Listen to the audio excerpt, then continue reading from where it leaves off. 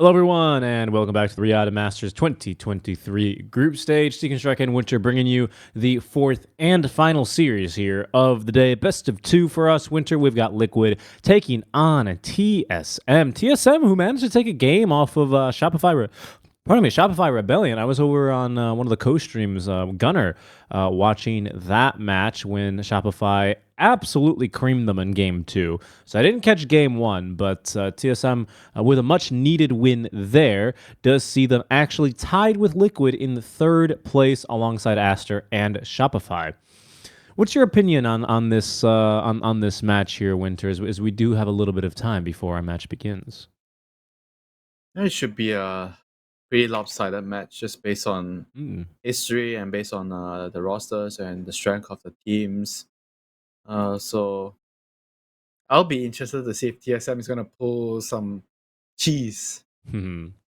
Do you think that's what they need against Liquid? Do you think they need some cheese? I mean, Liquid have proven to be not infallible, right? That they've taken a loss versus Team Aster in the second round of the day. So they lost against what hero did they lose against? Just like some tight Medusa. Let me see. Shadow Demon. They lost to it was their first game actually here in groups. Yeah. I mean, they lost to Snap. So I wonder if that's going to be any kind of an adjustment that they're going to be looking to make there. And then they won with the Faceless Void, a hero that I'm not seeing a whole ton. But that is always going to be a pretty decent solution to a Slark. And that ended up allowing them to take the win there. I'm not sure. Lycan. I'm looking at Lycan. I want to see TSM Lycan. Yeah? TSM, a team I have not particularly gotten to see a whole lot of their games live, just given the time zone difference that we face. Kasane Lycan? I have in the replays. Trust me, I've seen the good old Dota digests and all of the YouTube channels that end up making the highlight reels. Right, I've seen a handful of those. Don't get me wrong, but as far as like actually catching their games live, it's not a team I've managed to catch too much. They went to Lima, they went to Berlin perhaps, and then did not qualify this most recent time out to Bali, right? Now in Esports usurping the normal second place NA team. And, now this time around, it's TSM who are able to get on through into the play-on decider as they deny Beast Coast the opportunity to make it into the main group stage for them to be here. We'll see what they get going now as our first draft just now.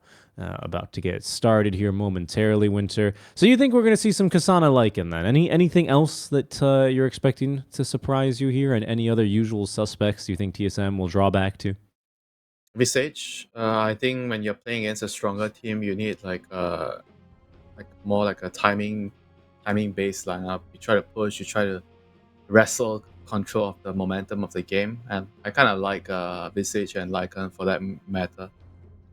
You can force a lot of things, provided the laning phase goes at least even. At least you get a game, then you'll be able to dictate play. I don't like going against a better team. They are stronger than you, and you just go into like a macro farming game.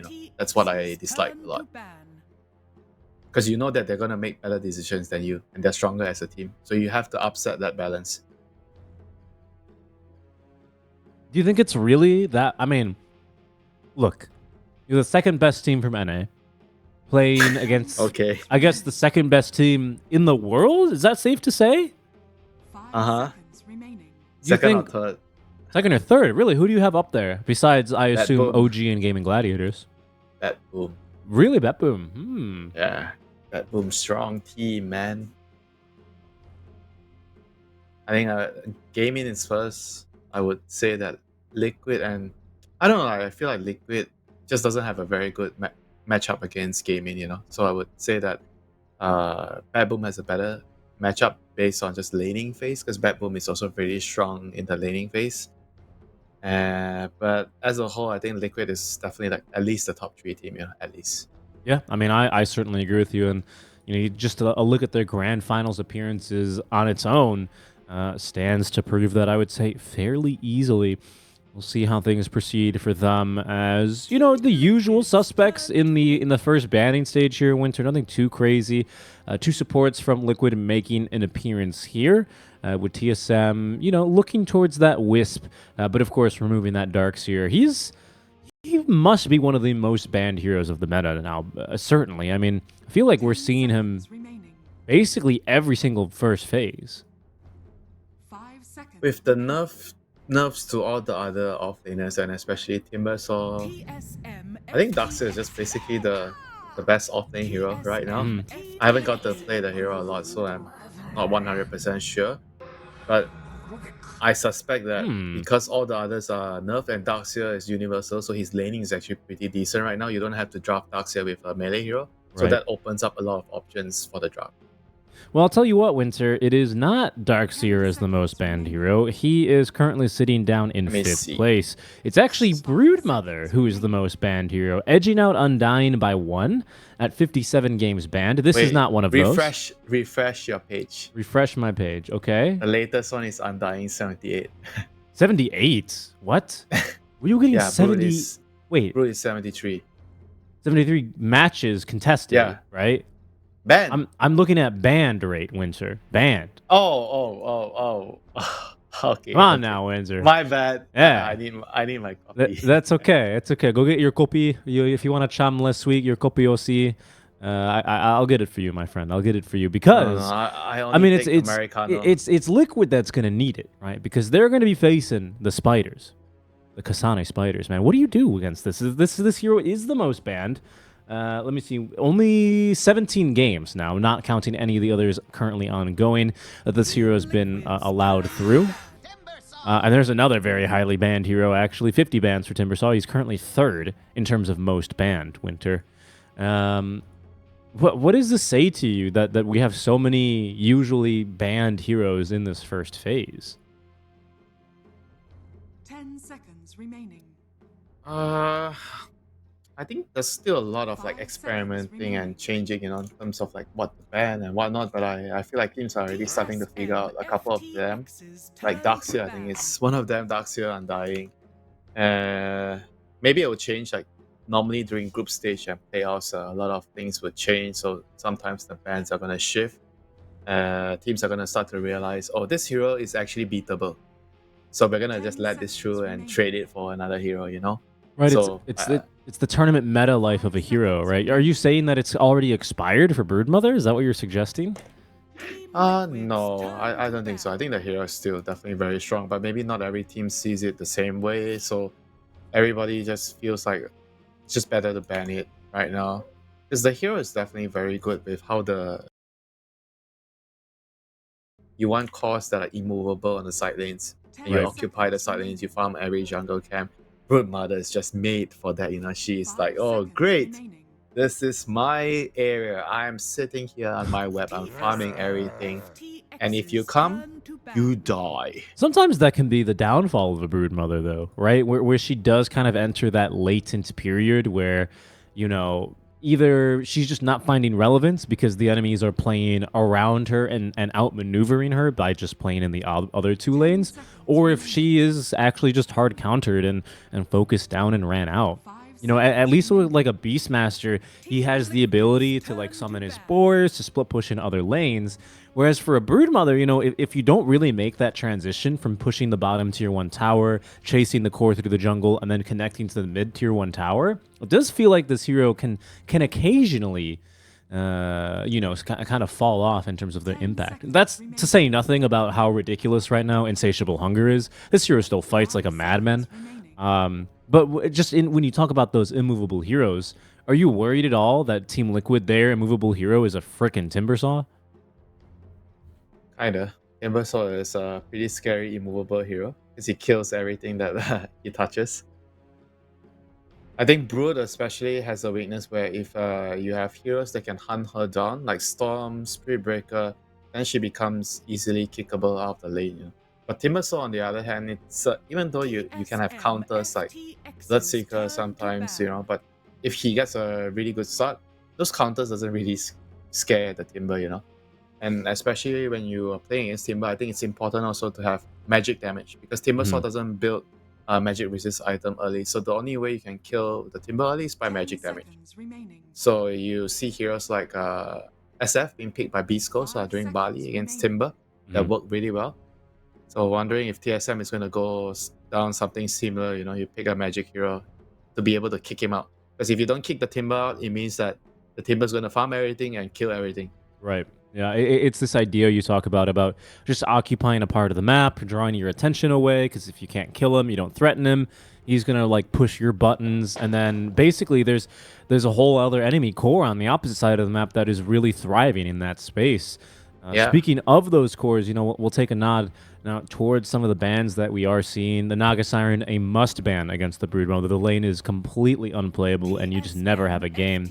Monkey and Slark will be the other bans out from TSM, as they do look to try and guarantee as strong a lane as they can for the Broodmother.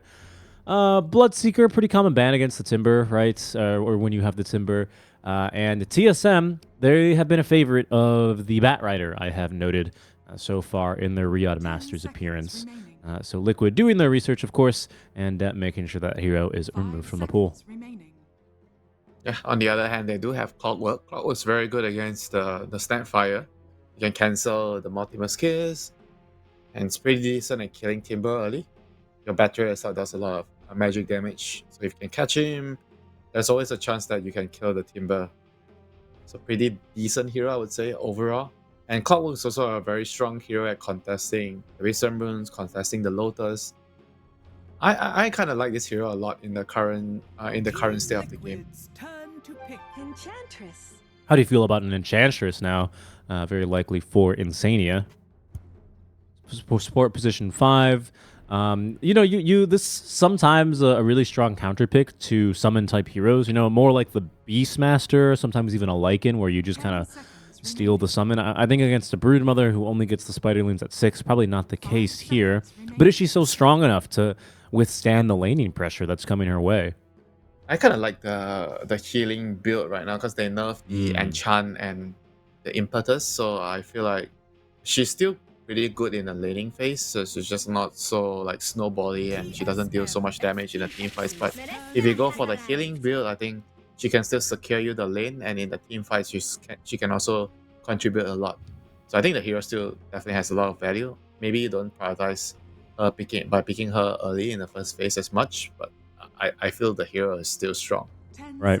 And if there was any doubt about how strong this Snapfire hero is, especially as she does scale with that universal hero, and she gets those big ol' spikes at 2025 with her talents, it's a mid lane snap. The Ench and the Willow both picked up, so the Timber saw off lane.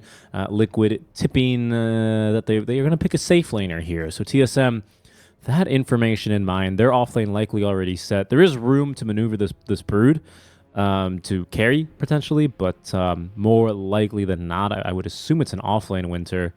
If you're TSM here, you have 24th pick. You now almost for sure know that it's going to be a snap or a Timber mid. Is there any pick to you that stands out as potentially strong? All right, it's just Pango. Okay, sure. They want to keep the Broodmother's lane open, so you can put safe lane or off lane. So they pick a mid, and Pango's like, okay, she's kind of gonna have I feel like a difficult time against Snapfire. All the melee heroes are gonna have a difficult time dealing with the Scatterblast harass. But Pango has a lot of uses this game, You're gonna rotate around, you're gonna rely on controlling runes, and you're gonna just play for the side lane. So it feels like it's okay to not have a good start against the Snapfire, as long as the other side lanes get better matchups, So because you're saving the pick for later, so you're kind of expecting those lanes to go better for you. All right. I mean, I like the Pango pick as well. Liquid did you the favor of banning out the Bloodseeker. Liquid also requiring a carry. Maybe you're looking at a couple of ranged cores here that tend to shred a Pangolier. TB, yeah, he's one of them. The Drow Ranger is always one that can, start 2 or 3 shotting even the Pango Rolling Thunder as it comes out. Wonder what other carries remain. Everything seems like it's gonna be. I still faces Void. I guess Void with Snapfire and Timbersaw sounds pretty decent and reasonable. Because right now they don't really have a very good way of catching the Broodmother, and so faces Void would provide that for them. But on the other hand, there's a lot of like lane counters, with faces Void, like they're still tight and Underlord. Those are two very good heroes against Void in the lane. I mean, you do have Enchantress with you, so maybe you feel like you can get away with it. But that's his problem all the time, Faces Void is big in the lane. And you don't want to get abused here in the early game because the hero is already innately greedy, you're slower pace. So if you lose your lane, then good luck, I'm wondering what else they're considering here. Other ranged cores that come to mind. Winter, even Liquid going out to ban out the Morph lane. Ranged cores just seem good for both teams here, don't they? Ranged core, but I mean, I guess Liquid already have a ranged core. I would say TSM might be looking for one. They do ban out that Faceless Void. Okay, no Faceless Void. So you need like I think ideally a stun here, like some Kill Snipe. Some kind of stun, some kind of catch. I feel like that draft just needs like a carry that can win the lane, can deal with Root in the lane, and play like a very fast-paced game. You play for the Timber and Snap can kind of be like the carries. So the safe laner just needs to have a good start, have a good lane, and that's all that matters. You play for the Timber and the Snap. Okay. I mean, going down that route, would you consider something like a Kunkka carry and then just rely on the Snap Timber? That's someone that survives the lane. Kunkka's not a very good hero, but yeah, something along those lines. So, okay, like... a Lycan. Lycan, alright. Lycan is definitely something that you can use to play for the other lanes, but he doesn't really have a stun. No. So your lane with, if it's Lycan and Enchantress, then I feel like the lane could maybe be a little bit clunky because you don't really have much kill potential. So it's either a Tide or Underlord here right now for TSM. I feel like those are the natural heroes you pick against Lycan, and you make sure that he can't kill you in the lane, and then you're just gonna build all the aura items to mitigate the damage that the Lycan and the creeps are gonna bring to the table. Well, we'll get back to that Lycan pick in a second. I also thought we were going to see an Underlord. So Juggernaut against Lycan. Normally you don't pick like Jug against those Zoo heroes, because Omni Slash is not reliable. No, yeah, it tends not to be. This is like a crazy pick to me. I know Juggernaut is a very strong carry right now.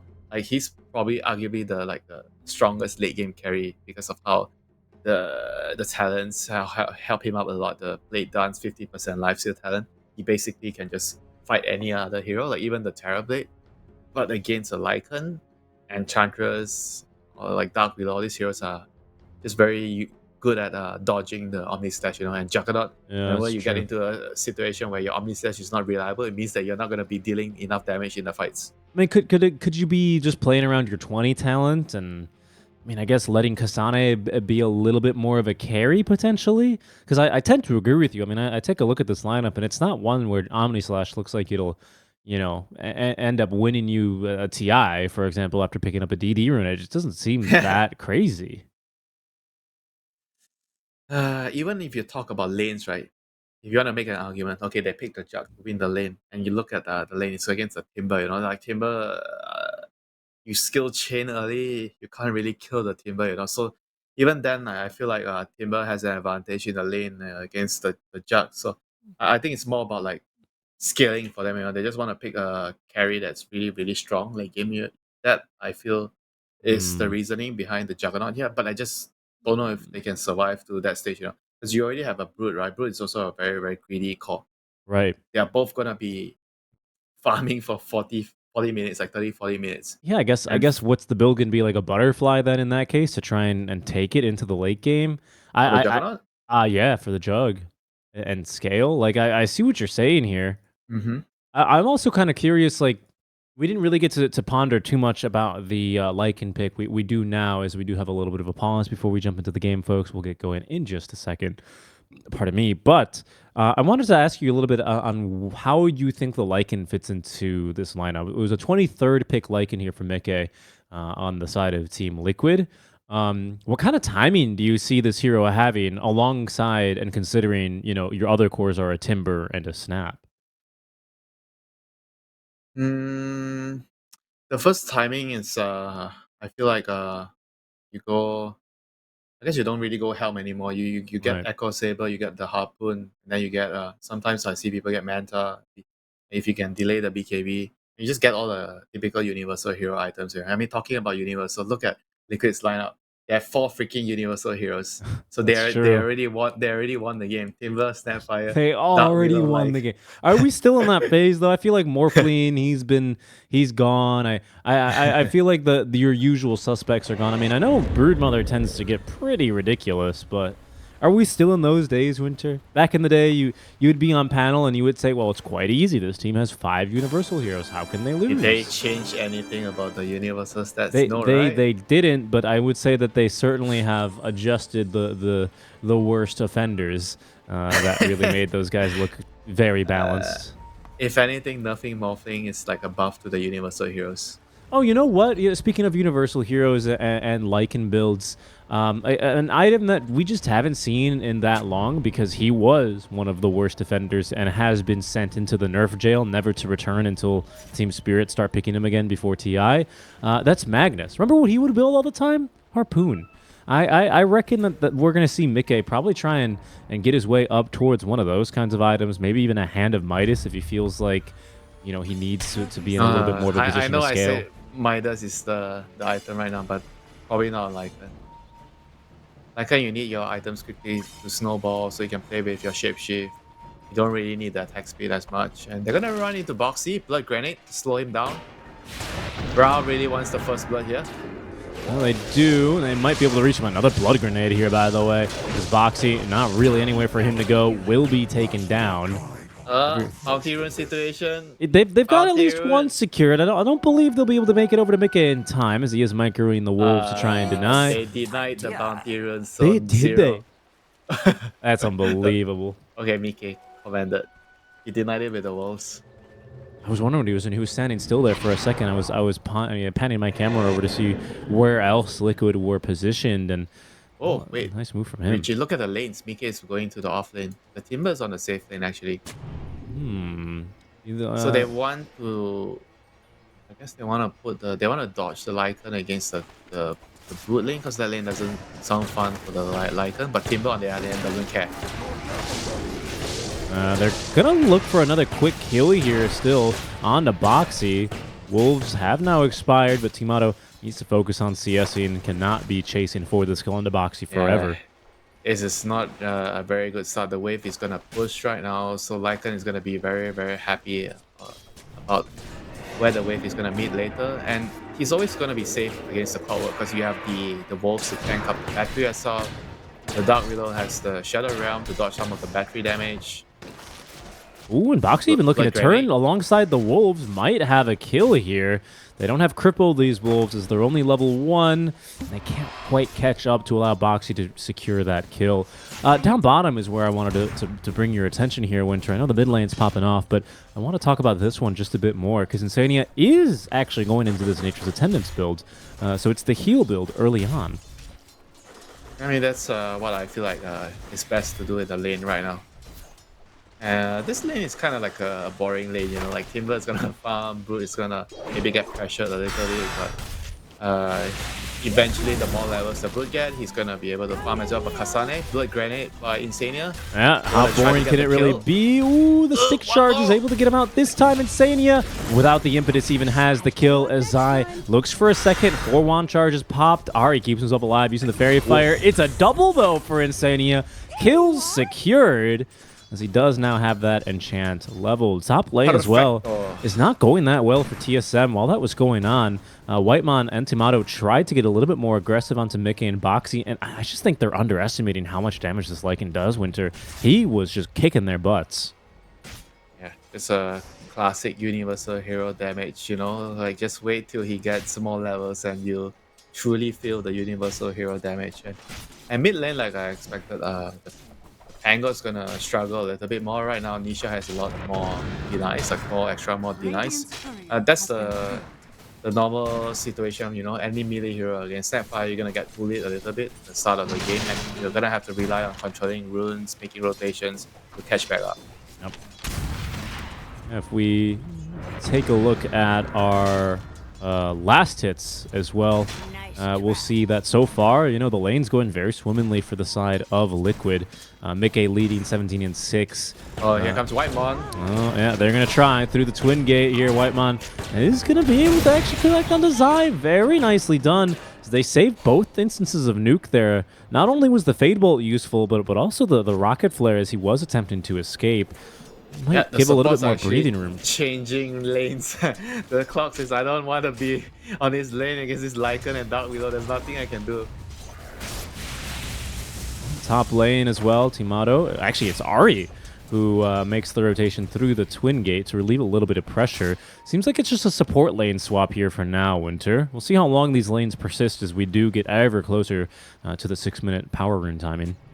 Mid lane, we haven't talked too much about. I feel like, you know, you thought the bot lane was boring. I think the mid lane's a little bit boring. Basically, they've just kind of used their nukes on each other to secure the range creep, and they can't really kill each other because they've got a little bit of mobility until the supports come on over.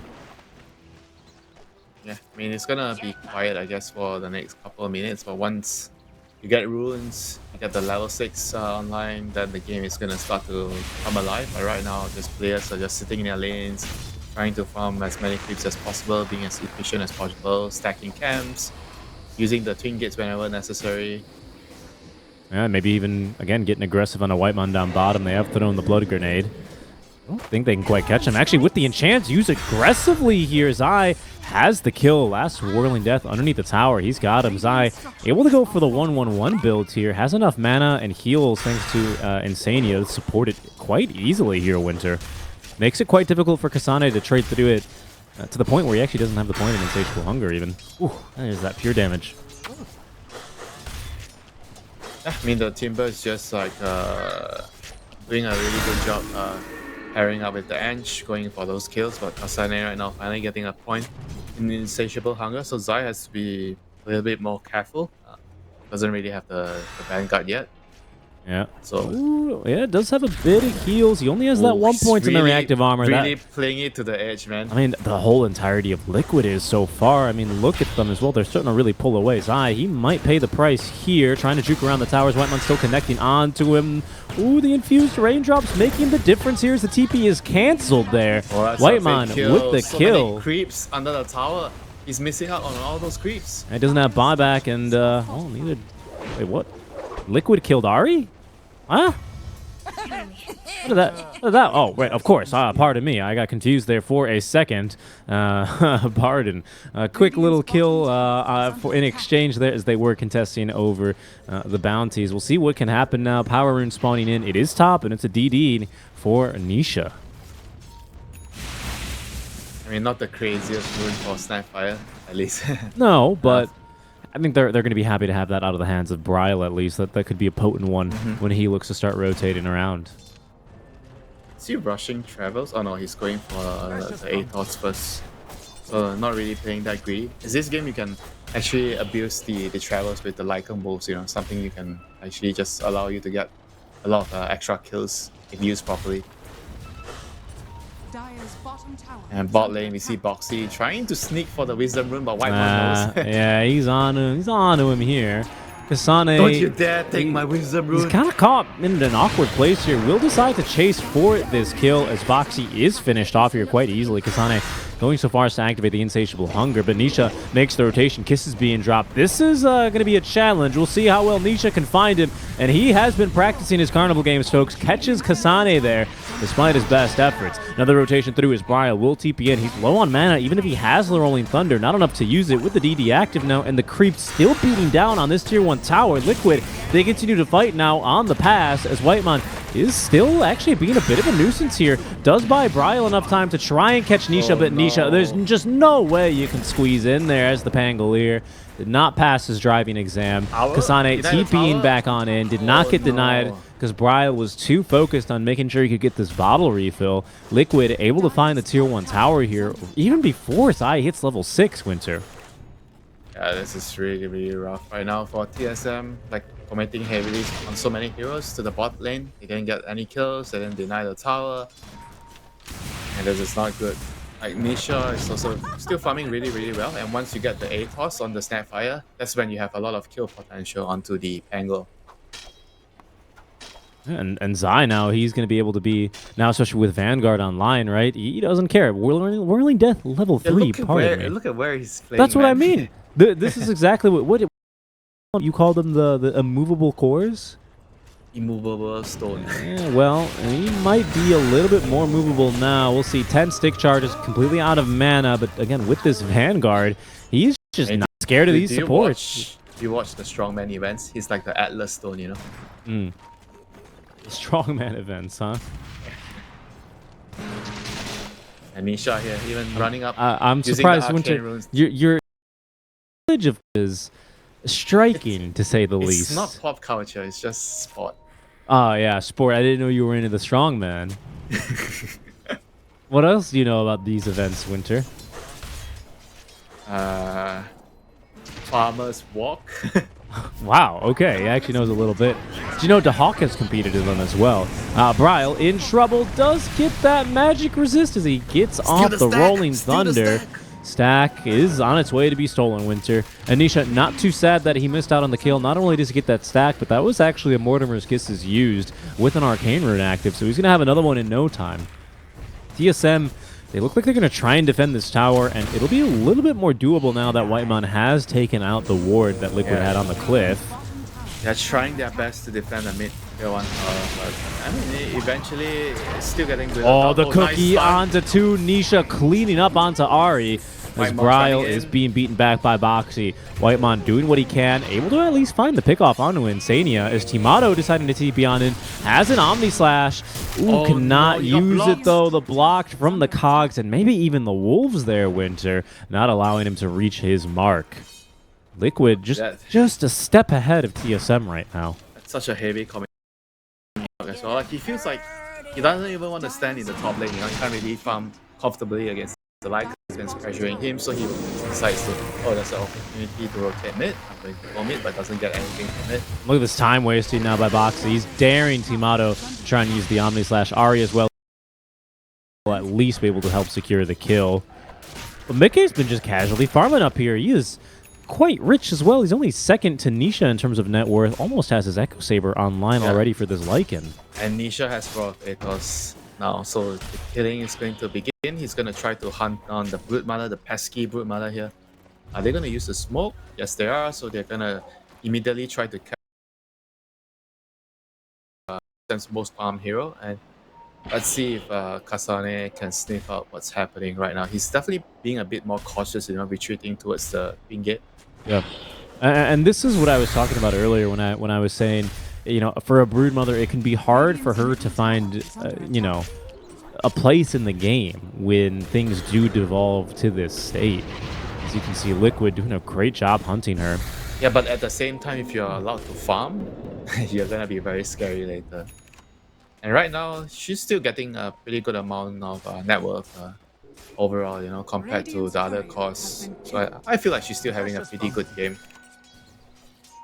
See what they can get. The rotation from Liquid, not finding anything with the smoke, and now TSM up to bat, will connect. Ooh, they do get the cog pushback. Boxy able to at least get off the Shadow Realm, but they should have enough AoE damage. He's got 20 HP in there and will die to the Whitemon. Not sure if it was the Prophet Batteries all to the right click. Kasane, though, rooted by the Rod of Athos. Oh, no, not the trees. Those aren't your friends. Even if you are a spider, nowhere to go. Cannot run, cannot hide. Nisha collecting yet another kill onto the Kasane Broodmother. Yeah, that is the most valuable kill that the Snapfire can get. Like, he got rewarded with his patience, you know. He waited, the smoke didn't connect initially, but he still hang around, you know. I feel like a lot of players would be like, alright, smoke didn't connect, let's go back to farming, you know? Yeah, as you call it, back to garbage time. Ooh, Whitemon at least making Zai, you know, work for it here. Is that Chakram Soul? No, it's Timber Chain Zai. But a bit of a miss there. I don't know if it'll really, I mean, other than not getting the kill, make that big of a difference as Zai. Good telekinesis here. Things starting to look a little bit spicy for him as Ari is not missing on his own Timber Chains. Do they have the vision on his eye? They do, but Nisha is here. Ari is going to be able to collect the kill, actually. It's Bryle with the swashbuckle who will find it. Hook shot. Gotcha, creeps. Whitemon perfectly connecting onto the Hill Troll. Where you think you're going, boys? Alright, that would have actually been a kill if he landed the hook shot. So quite unfortunate there for Whitemon there. Yeah. And right Unlucky. now, so back to farming for the Brood, for the Jug. Lycan is super farmed, has his Echo Saber already completed, and is really happy with the state of the game All of for himself. TSM are Bring the stack together. Everyone but the Jug. Not really sure who that went to, but they were all eager to get a little bit of gold. Things are rough out there right now for TSM. The net worth difference, like you're saying, it's not too bad, but it's these core items that Liquid have just gotten that much earlier that are making these pickoffs and these fights. And bot lane, Nisha is on the hunt again. You know, they know that they can't let this ball stop. They have to keep pressuring, keep tossing kills, keep making rotations. All right, good micro there on the spiders. Kind of confusing Liquid there. They get crossed up a bit. TSM still has a very like strong late game drop with the Jug. I feel like Liquid has to be very careful, not letting the cost get too much farm. Top lane. Yeah, I'm sorry, make that mid. They will actually look for a kill on a Brile. The Kisses minimum range will be able to finish him off after the Rod of Atos and the Terrorize connect. Yep. Quick kill there onto the Pangolier. Yeah, now Nisha has travel, so he's gonna be really mobile around the map to set up kills. Like I said, you can always abuse the fact that there's Lycan walls on the map TP too, so you can obviously hide the walls in very deep positions and allow the Snapfire to TP in and set up a kill with the Atos. Oh yeah, good point, yeah. I mean, other than that, Mickey's just kind of been chilling up here, Winter. Did he even get touched this game? I mean, maybe a bit. He's got 3 assists, right? So clearly he's been doing something, but I don't believe we've yet seen a shapeshift, at least not when there were enemies on his screen. And he's just doing universal hero things, going for that Manta style next after the Echo Saber. Yeah, it's going to give him a lot of damage. It's going to give him illusions to soak up the Omni Slash as well. It's a very useful item. When should we expect him to fight at some point? I mean, Liquid, they haven't looked like they really needed his help. They might get soon. Maybe get Roche. If they can connect onto Zai here, the smoke doesn't look like it'll be able to sniff him out in time, however. Zai with a fresh Kaya as well. TSM thinks that they're doing Roche. They're scanning the Roche. Lycan is just not ready to do Roshan yet. Probably waiting on somebody to get a medallion. Somebody have a medallion. Insania has a medallion. Oh, okay. There they go. Shapeshift. Ooh, Nisha actually missed on the cookie, so Timato easily getting off the spin and will be able to make it out alive. That is gonna... Yeah, that should have been a kill, you know. We'll see. I mean, for now, it's Shapeshift wasted. It doesn't look like they'll be able to convert this into anything, so a little bit of a whiff there by the side of Liquid, but nothing they can't recover from. Yep, and TSM definitely really happy with that. Right now, it's more time to farm. They're happy. More garbage time. Yeah, more garbage time. For the Jug, for the Brute. I mean, it's not exactly garbage time when you're weaker than the enemy and you can't fight. Oh, okay. So garbage time is only like a time-wasting activity. Yeah, when there's no purpose of doing something. Oh, hook shot, another hook shot missed by Whitemon. Probably doesn't.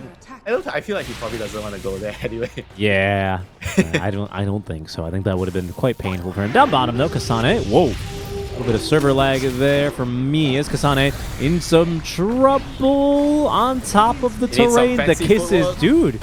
I think Anisha nailed every single one of them, but Kasane just kind of shrugged him off, honestly. Nisha in range for the cookie, but can't quite sniff him out in time. Did he not miss a single kiss there? It was just level 1 kisses, huh? Probably just one. I think he might have missed one. I don't think it would have made the difference there on that kill. Yeah, I mean, the Brute is just way too tanky. Yeah. He kind of just didn't care. I mean, TSM, they're definitely very happy with what is happening the last couple of minutes. They're trying to sneak behind Whitemon. He's going to trap Insania. They're also looking for Kasane as they do contest both of the runes. TP is going back to try and help Kasane, but this time Zai in position. Kasane actually lifestealing a bit, trying to fight his way through this one. TPs are incoming, but will drop to Boxy. Whitemon on the other side of the map, finding the kill on to Insania as Zai goes diving underneath the tier 2 tower, eats the Omni Slash. Down he goes. Back onto the other side now as Nisha fighting his way through this one. Terrorized somehow. There's Boxy on a cliff. I'm not sure how that one actually happened, but the kill on Anisha is significant. Whitemon unable to find his man on the hook shot, but TSM finding 3 big kills for them here, Winter. Yeah, slight overcommitment for killing the Brute, you know. Definitely paying the price there. Like, Zai kind of like went in a little too deep, eating the Omni Slash on his own, dying there, and that was a really big kill for Timado. He's definitely super happy to get the kill on the Timber. Finally, his first Omni Slash, right? With his Battle Fury, he's going to continue scaling very nicely here. Yeah, I mean, they have to be careful, you know, like this TSM lineup, they are very, very scary if the game goes late. You know, you don't want to be giving them so many kills on the Brute and the Juggernaut. What kind of problems do they have, though? Because I see a Lycan, that's a universal hero. I see a Snapfire, that's a universal. They're not getting rushed. Like, eventually the Lycan, I feel like he's not gonna be able to fight the Jug. I think he needs to get rushed, find a pickoff, and keep taking towers and pressuring the map. You know, if it's trading farm like this, I'm not so sure if you're entirely happy being Lycan. Well, we'll see how that begins to boil down. The matchup, I would say that it's very different before against the Juggernaut. Before the level 20 talent, the Blade Dance talent was introduced. I think before you're feeling like, alright, I'm Lycan late game, you know, I have a lot of creeps against the Omni Slash, I'll be fine. But right now, with the level 20 talent, Juggernaut is just like a different beast in the late game. Well, we'll see. I mean, right now, Timado making pretty good progress towards that 20 talent as he's just now hit level 15. Imagine he's going to go for the... Oh, he actually went for the Healing Ward cooldown reduction. I thought for sure he'd be going for Blade Fury.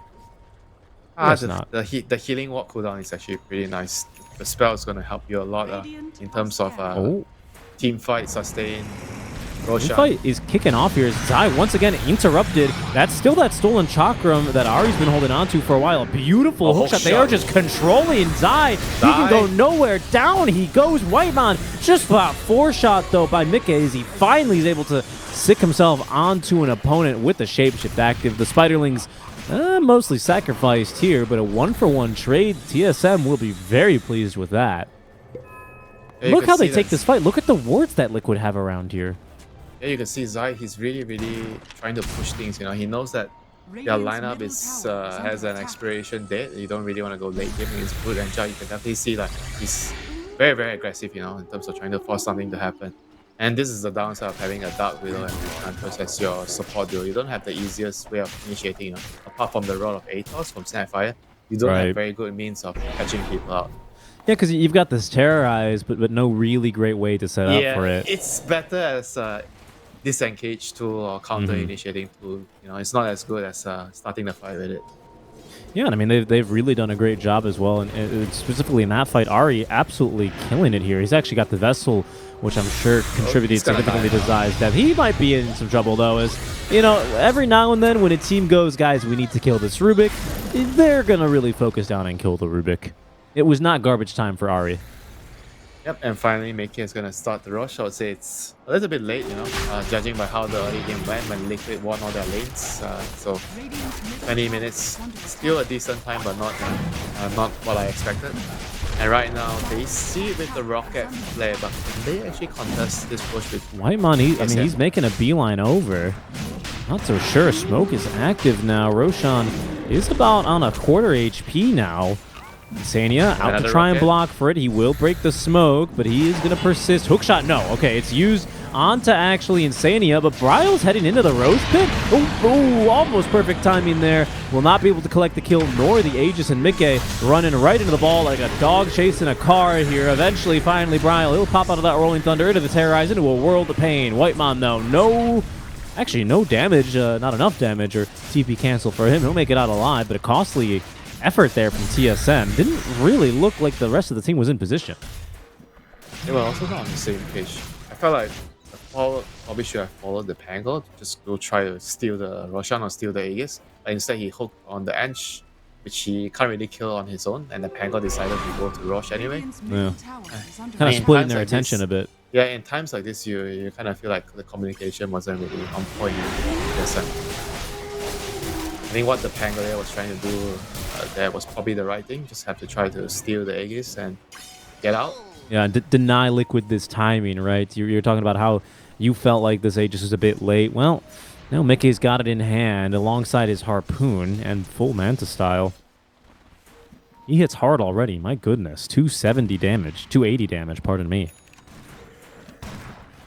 There's a BKB for Kasane, though. TSM, I mean, they're feeling pretty strong themselves. Problem for Bryle is, as Gunnar called it earlier, you just feel very sad when you don't have your 15 talent and Ag Scepter on this kind of a hero. Whitemon unable to actually connect a kill onto Zai. Ooh, Chakram stolen, Chakram stolen. Wow, Ari's been on point so far with these spell steals. Timber is his own Ryle? worst nightmare. Ryle is actually kind of getting body blocked by the Wolves. We'll see how good he can get it. Whitemon. Oh, nice job there on the cogs. Oh, no. Pushed onto the other side. Now he knows how it feels. Trying to jetpack away. Caught by the brambles. Excuse me. Those brambles are very spiky if they can pull him down from his flight.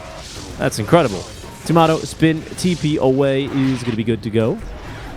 And otherwise, not the worst losses there for TSM.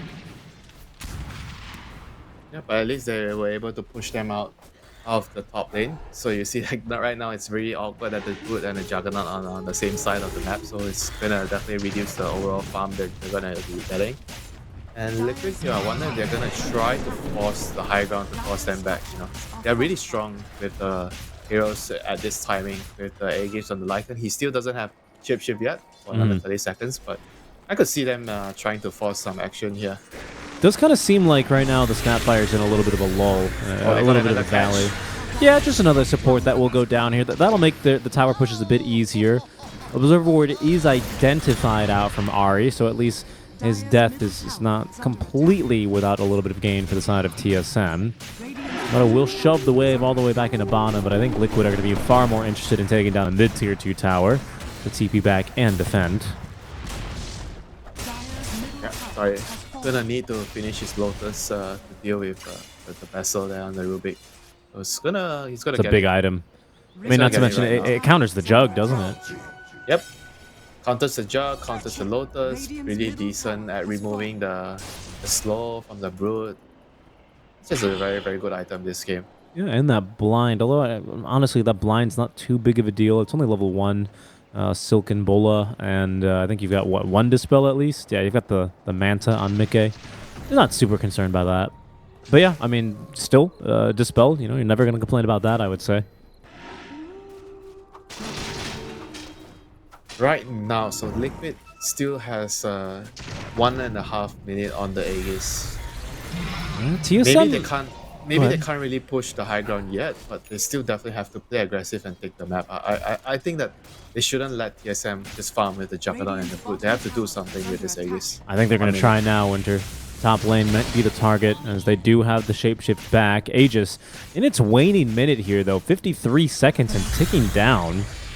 Top and middle both shoving pretty hard, as Timato will show underneath the tier 2 tower now. Liquid... Well, there's TPing a couple of heroes back. Kasane is going to cut the mid-wave here. So Liquid just about out of options now on this first Aegis, at least. We'll see if they can find anyone on the way back, as Nisha was trying to connect here onto the mid lane. Scan used by TSM. Is going to at least give them the confidence to cross here, and Timato will be picked up now on the Observer Ward. Fight is breaking out over near this Cliff Ward, however. But Liquid, with Aegis expiring, I believe they're making the call here to take it a little bit easy. See if TSM will chase them up to the high ground. Zai is not there, so they can't really fight without the Timber Saw. I think at this point, they have to be really, really satisfied of retreating, going back to farm. They need to get the side of Voice on Timber, catch the Brute. Because the Brute and the Juggernaut, they are basically chopping the lanes way too freely, because they know that without any proper catch, they can't be killed. And it's proving to cause Liquid so many problems when they are trying to group up as 5-men. Look at how fast Insane he is, by the way. He's got himself the Kobold form, and Tomato, he's set to charge. Let it... Shot in now on for Whitemon. He will go down. Kisses are now raining down as Bryle does bounce off of the cogs there. Burning the mana very effectively here at Boxy, but didn't quite scout him there. They fed him a greater Fairy Fire, though. Back to full HP and mana for Boxy, so not a fight that TSM are going to be wanting to take here. Least of all with Mika nearby, ready to go on that shapeshift. But TSM, they continue to farm, Winter. They're nearly recovered. Look, every moment that they get to farm, this is good news for TSM. The Juggernaut is continuously scaling, and same story for Liquid. They have to try to get a pick off into like a pushing high ground, you know. They're trying to get a hex on the Timber, so I think this is going to be a very, very crucial item. Right. Almost there. Well, Winter, let me ask you this. What is the role that Nisha has to fill right now? Because I feel like until this Snapfire gets level 20, 25, you know, you are in this slightly awkward moment. What role does he have in these fights? Is he the initiation with Rod of Atos?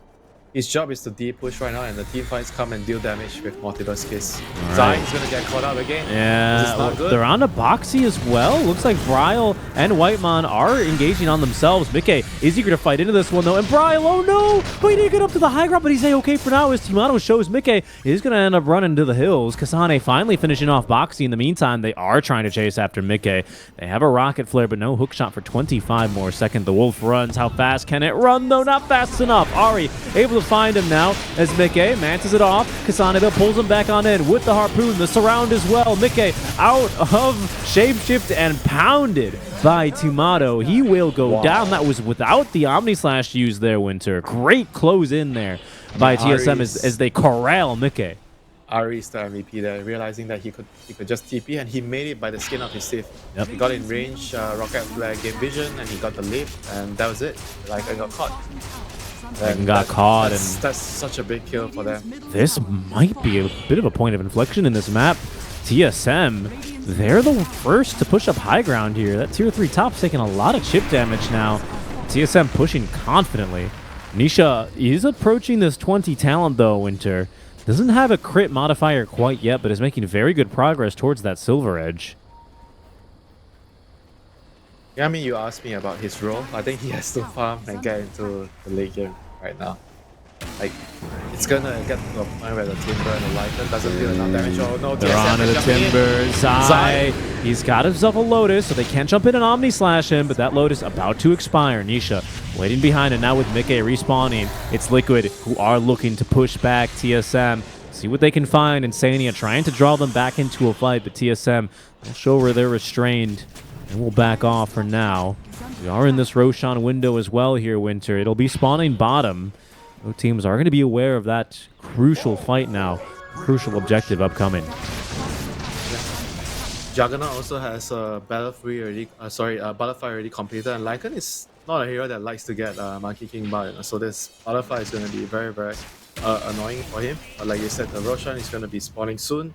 So it's going to be a very, very important objective for both teams. Nobody wants to give away the Roshan right now, so it's going to be very, very important that you get there as soon as possible, set up your observer wards, and take over the area. And for now, TSM able to escort a wave down bottom, but they're kind of alone here. Timado just blinking up to the twin gate. That was bold. He had no idea what awaited him there. He knows he can't die, right, if he has spin TP. Yeah, I guess so.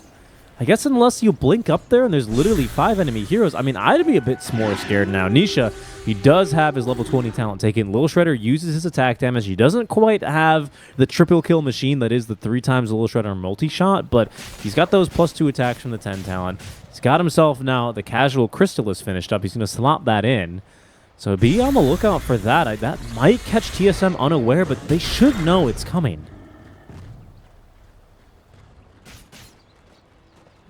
Do they have the hex already done on the Timber? He bought something else?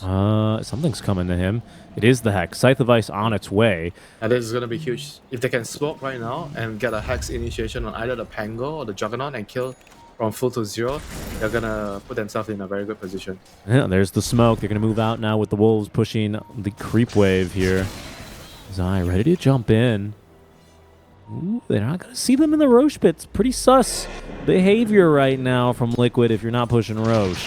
Bryle, he's only got level 2 Rolling Thunder as the fight's about to kick off. They have a shapeshifted Wolf now giving chase. We'll see if they knew that they were body blocked there, but TSM very disciplined, holding the high ground. Liquid instead, they're going to double back. They're going to go take Roche, Winter. Can I do it fast enough? Oh, they're pretty cute. All right. It's pretty fast. Yeah, it's pretty fast. There goes Roche. Rocket Flare. They just sent a Rocket Flare. Roche was full HP. They sent another Rocket Flare. He's already dead. They can definitely still fight. There's no shapeshift. No shapeshift. Let's see how much they want to push this now.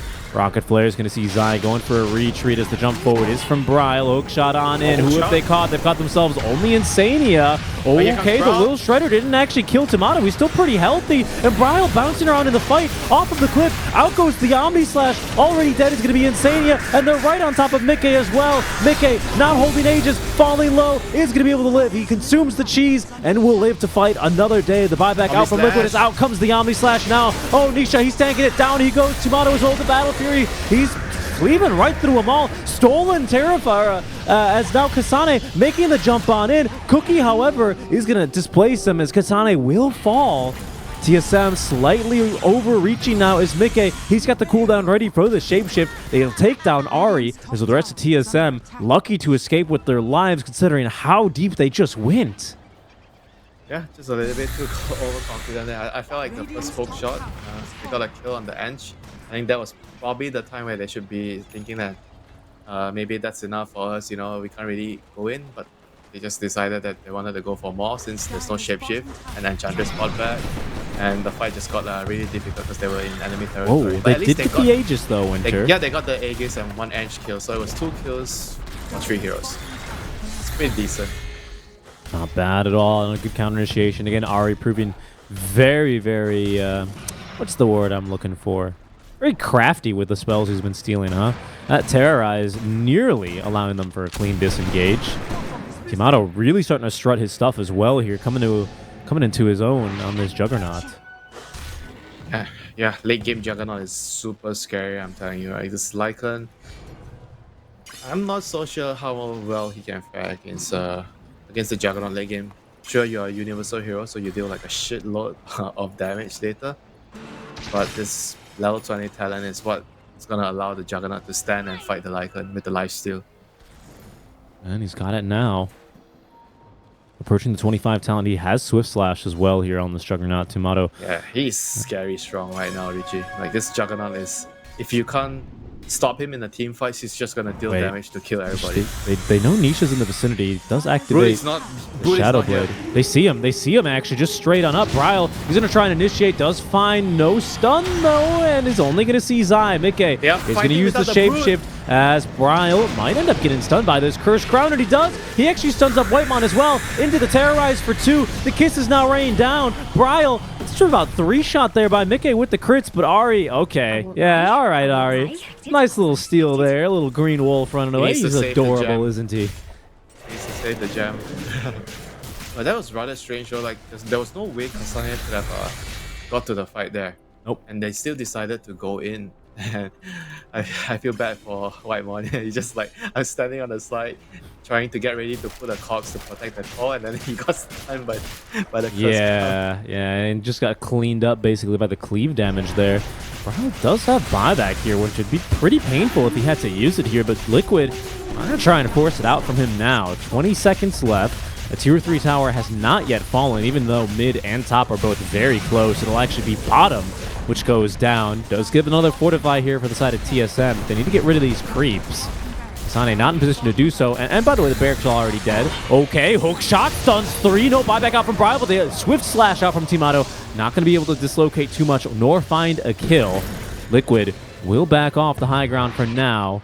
All their lives in hand, but they did fail to force the buyback of Bryle.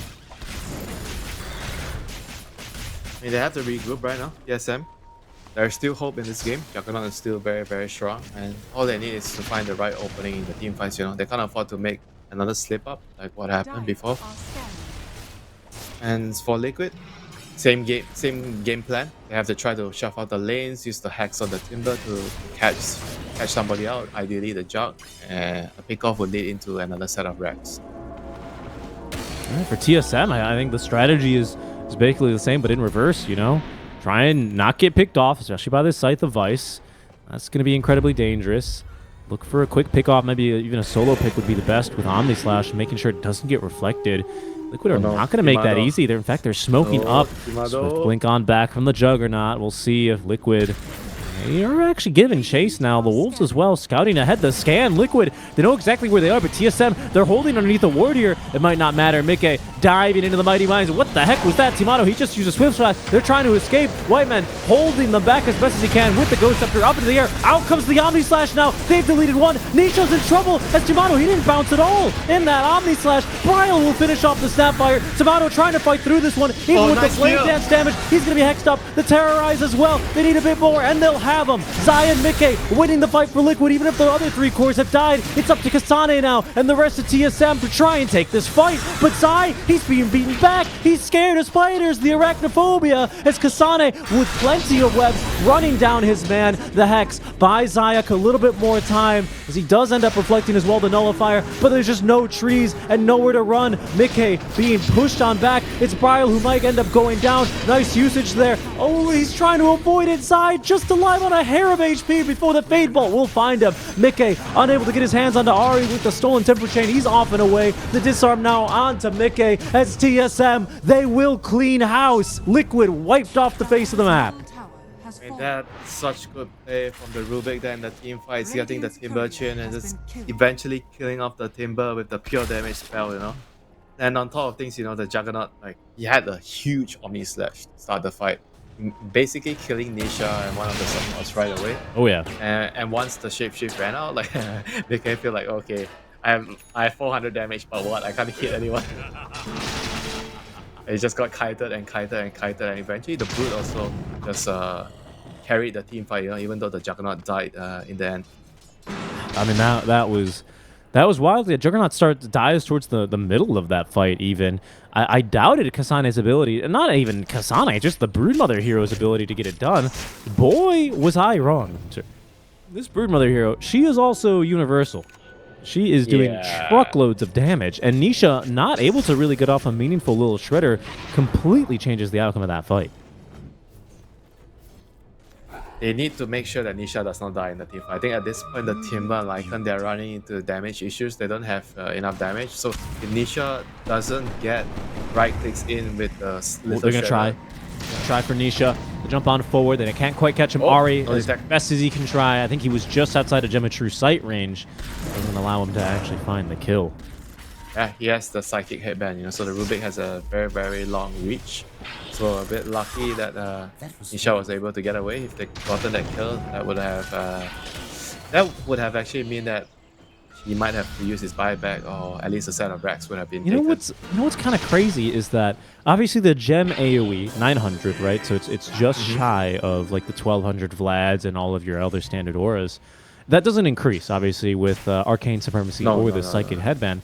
But Ari, if he probably used the gem active, might have been able to catch him there. I've never thought about using it that way, least of all on a Rubik, but who knows? Yeah, that's actually true. You can actually do that. I mean, I've literally never used this active for any other reason other than to deward. But you never know, really.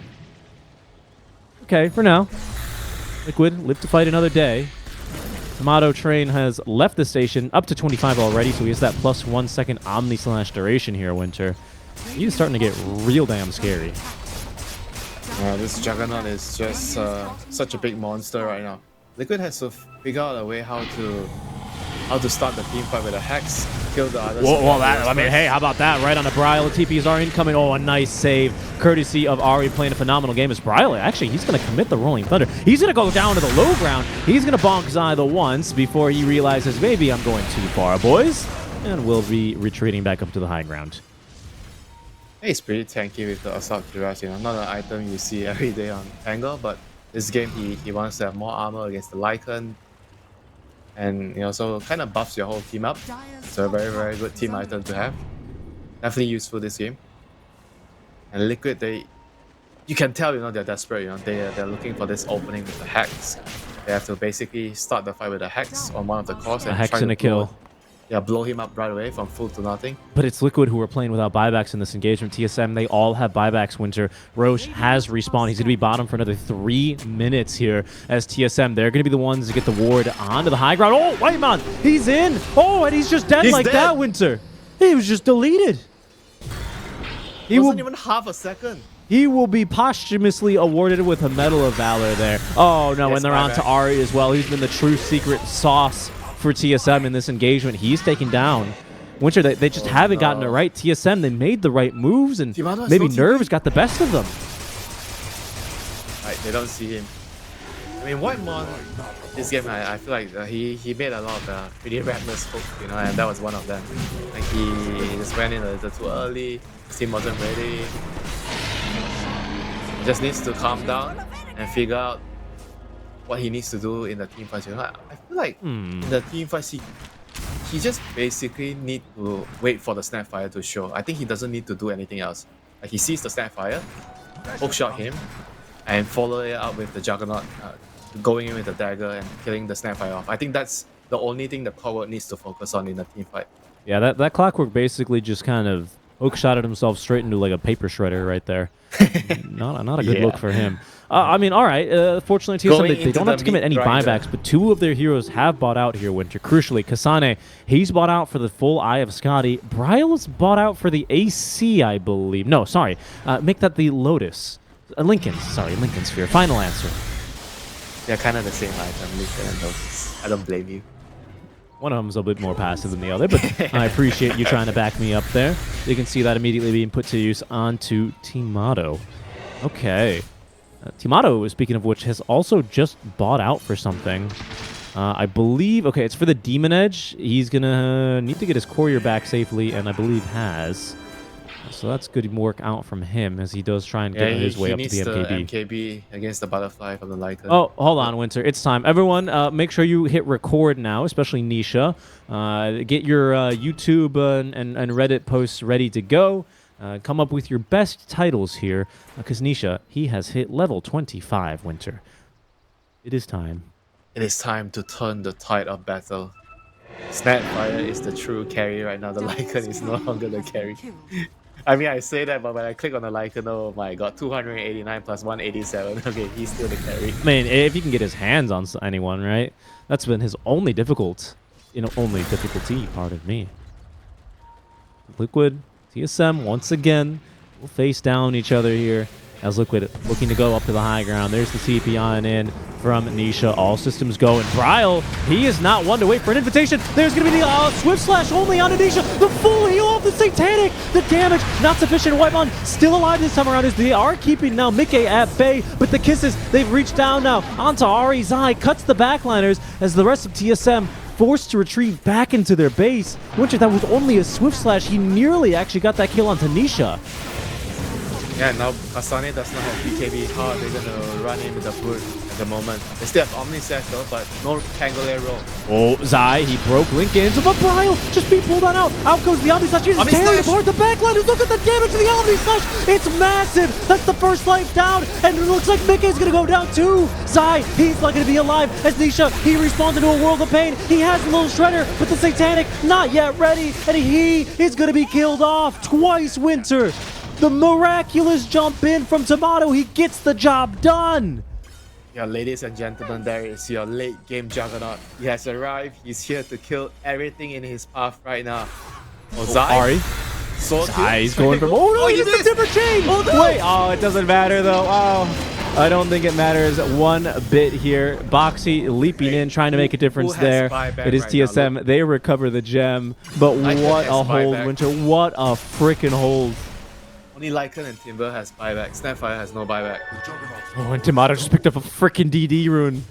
Look at that. Tomato's like, guys, I don't need a freaking bottle. Let's get this bottle the hell out of here. We are ending the game. We are taking down Liquid. Underdog, who get that courier out of here, Insania, you freaking nerd. Radiant structures are fortified. Holy shit, they can just... I think they thrown right away. They're throning. They are going to force the issue here. Insania has to dispel this DD. He has to go and dispel it. Yeah, Foxy's got to dispel it. It's too much damage. That's the last photo that they have. Mickey, conservative, what the hell?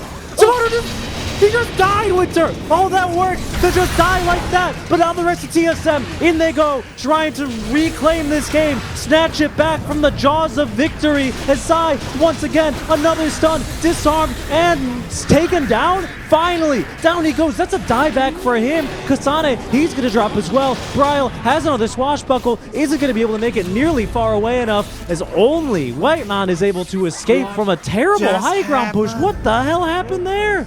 What? He just died. He was just too cocky there. He didn't spin. He didn't spin. He didn't do anything. Got hacks, and that was it. You know. Winter. DD Juggernaut. Winter. He doesn't have buyback. GG. Oh no. He doesn't have buyback, Winter. Where is his money? Where's his insurance? Where's his money? He bought out on the damn MKB. Didn't you always hear save for a rainy day? And Timalo definitely did not get the memo. When it rains, it pours. 35 seconds left till the Juggernaut is back. Liquid, they are going to push back with the full force, without Zai at least. But with buyback still on Mika, he managed to conserve it.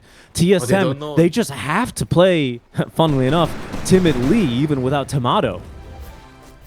Yeah, Liquid just doesn't want to risk it with Timber having no buyback as well. So he's going to play it safe. They got the mid racks, so they have two full lanes of racks right now. Roshan can spawn in another 2 minutes, so I think the right thing to do for Liquid right now is try to wait for that. Push the last lane with Aegis. That would minimize the chances of a disaster happening again. I mean, but to be fair, the last time when they pushed mid, they had Aegis and they still lost. And I mean, then yeah, they got completely owned in that fight by one Omni Slash. Just as quickly, the Juggernaut goes down, caught by the Bramble Maze, caught by the Scythe of Vice. No room, Richie. He has no room for mistakes anymore, Tomato. He has to play a perfect game from now on. He just died to Zai as well. Tomato, he's honestly not that tanky of a lad. 2600 HP with the... Put that Lincolns on the jug. Yeah, he needs the Lincolns. Maybe that's what he was expecting. TSM, we'll see. We're in this wacky state of Dota. You know, it's what is the intro? To the Twilight Zone, right? An area where people, they don't really know what's going on. Where net worth, it means nothing. Where TSM are at their most comfortable. Welcome to the NA zone. Late game Dota, man. Late game NA Dota, baby. This is it. Net worth is nothing. It's all about the buybacks and initiation. Distill this and inject it directly into my veins. Some late game NA Dota, ladies and gentlemen. TSM down 10k. What does that matter? Just open this graph for a second, would you, Pablo? This is a violent graph right here. Oh, what a story that tells. Thank you kindly. That is wild, man. That is wild. 40 seconds to Roshan. If it's a quick spawn, it will benefit Liquid. Liquid definitely wants to quickly just get Roshan and the game, you know. Yeah, but TSM are in position. It's daytime now. He's gonna be down. Daytime is the right time for them to fight against the Lycan. Yo, someone please take this Lotus pool. I beg of you. Let's get 5 Lotuses being Let me ask you, 10 Lotuses. when was the last time you seen a block of cheese? I've seen it once during one of the major games. In the 2-hour, 13-minute game we had. Who was it? What was it? It was Gaming Gladiators versus Nine Panda. I don't remember. Quest? Was it against Quest? It was against Quest. It was against Quest. They didn't even get a damn block of cheese in that game. Level 30 Chen, right-clicking Rex, Universal Hero. With a Swift Blink and like a Divine Rapier or two.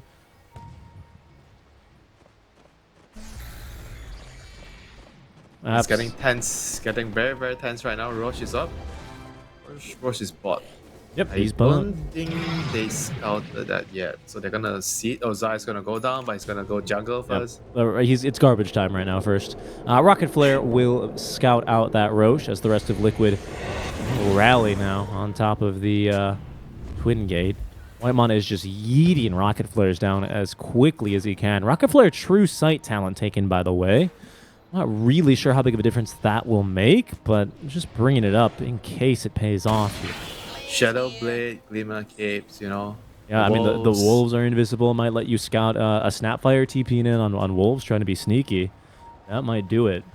We'll see, though. Smoke play now from Liquid as TSM. They have been denied a Roche Keep your eyes many Richie, times. on Timado. He's the man that can either be the hero or the villain this game. Well, C is going to go right on up to the wave.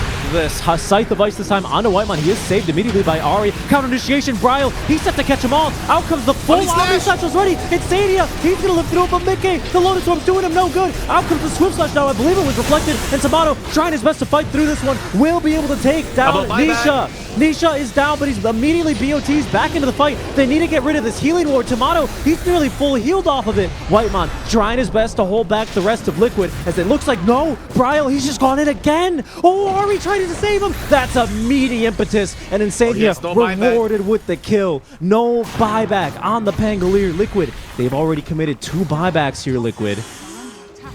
As Kasane, oh, they might force it as well. Liquid jumps up to the high ground there as Zai will be able to finish him off with style. That's Kasane without a buyback as well. There's no buyback? I mean, Liquid definitely knows this. It's still 2 minutes on cooldown. They're gonna force the last lane of Rex or just end the game. The win condition is Nisha. Nisha does not have buyback. He just bought back for this fight, Winter. Mickey is the only one with buyback on the side of Liquid. TSM, they should know this. But can they win this game? Once again, go Ari with a one hell of a save and Whitemon. He's going to have to sacrifice himself. Gets the 4-step out. Out goes the Swift Slash. Doesn't get a single kill here as Mickey looking for both the supports. Megas have been secured, but it's all about picking off these 3 heroes now. The supports are down, but they have buyback. Once again, Chakram stolen out from the side of Ari. They need to make a miracle happen here as Mickey and Nisha focusing down onto the Tier 4 towers. This is it. That is the last fortified TSM have as the Tier 4 towers crumbling around them. In they go now. The Swift Slash out from Tomato as Mickey just focusing onto the buildings. Tomato, he needs to get on top of these heroes now. Oh, but the Scythe device instantly catching him. Even if it reflected on his eye, Tomato, he's going to be able to refresh now. Still has that Omni Slash, but he is dying. Oh, but it doesn't matter, Winter. The throne, it goes down. Nisha able to focus it down as Tomato, he just can't get off the Omni Slash. Liquid, in true Liquid style, they will take game number 1. I mean, what a game, man. There's so much back and forth, and you saw the power of the Juggernaut in the late game, you know, despite like being like what more than 10k behind. That just last fight, you know, I felt like maybe if they got a cleaner initiation, the Juggernaut could have done more damage with the Omni Slash, but it was really close. So it came down to like small little details, you know, with the Pango dying relatively early in the fights, and you saw every time if Zai gets a good initiation, Hex, they kill the target right away. That's how Team Liquid is gonna win those team fights, you know. And for TSM, it's all about like keeping the heroes alive. I think Ari did a really good job in a couple of the fights with the save from the lift and as well the 4-star from Whitemon. And if they are able to break the Liquid initiation, usually TSM will win the team fights. But at the end of the day, Liquid just proved to be a little bit too strong right at the end. Yeah, they take that fight. It looked like the roll initiation of a lifetime out from Bryle. You know, he had some real high highs and I have to be honest, some low lows as well this game, Bryle. Kasane as well just out of position a couple times, and against a team of the caliber of Liquid, they're just not going to let you get away with mistakes like those. They're going to take the game from you, and you know, TSM 1 moment away from winning that game. DD Rune on the Juggernaut, smashing those Tier 4 towers into a crushing defeat here in game number 1. But they had him. They really had him here, Winter. Yeah, a couple of team fights in a row where I felt like TSM, they didn't really feel like they were on the same page, you know, especially with how the Clockwork he was initiating and how the Jug was playing with his positioning. Just rather unfortunate, you know. And Liquid looked a bit shaky, you know, after the good start. In the early game, they practically won all their lanes, but they didn't really find like the openings to get the early Roshan, and they couldn't really, you know, continue to build on the lead that they got from the lane. Like here, you see like the Omni Slash just destroying. Oh yeah, Liquid. I mean that was ridiculous. And then respawn in 3 seconds. Good luck doing anything on that second life. What an absolute hold from TSM. You know, in a way, I almost have to commend Liquid for how little cares, how little attention. I mean, and this, my heart, NA fans' hearts into their stomach, dipping out of their chest here. I mean, what a moment for TSM here, unfortunately for them. But for me, Winter, I almost have to commend Liquid for how little cares, for, you know, all the space that they really ended up giving that Jug and that Broodmother. You know, they felt like they had a game plan and a strategy and tried their best to, execute on it. Only for TSM to prove them, hey, you gotta close out. You gotta really dot your I's Yeah, and cross your the T's against rush, this. the rush was the problem. I feel like after they won the lanes, they were occupying the side lanes, like the Timber bot, the like I thought they were farming and farming and farming. But I just felt like they needed to just find a way to get rush. Once they push out all the lanes, I think the moment Nisha he got a couple of really good pickoffs with the Raw of Atos, and the Mhm. moment that happened, you should already just move into rush. You have Solar on the Enchantress. Maybe he had Medallion only at the point where they got the pickoff, but it was already still good enough for them to get Of rush. course, of course. And I think for me, just because I always like to say it, but not something we really highlighted too much, but I think something that TSM did overall was they showed their discipline and they almost always won those pivotal fights around those cliff wards that they put up, especially those tier 2 top lane fights that they took near their tower, near that cliff ward. They always had it warded and it always ended up making just such a big difference in these fights. So I love talking about the wards. I love watching me some good old NA Dota. Love casting me some Liquid. Hope you guys have enjoyed the coverage as well. Because game one, there's something for everyone here, isn't there? Something for the Liquid fans because they won. Something for the NA fans because NA almost won. And something for the NA fans and the EU haters because they both almost lost. I mean, what an incredible game of Dota. Hope you guys are enjoying it alongside with us. And we hope that you'll wait with us as we are going to be going to a short break. But when we return, the thrilling conclusion to Team Liquid and TSM Game 2. We'll catch you then.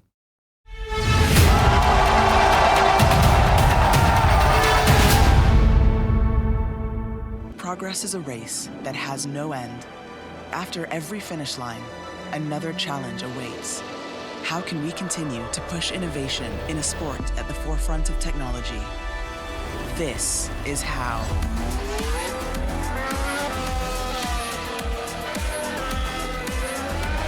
Discover how Aramco and the Aston Martin Formula One team aim to meet Formula One's sustainable fuel targets. Aramco, powered by How.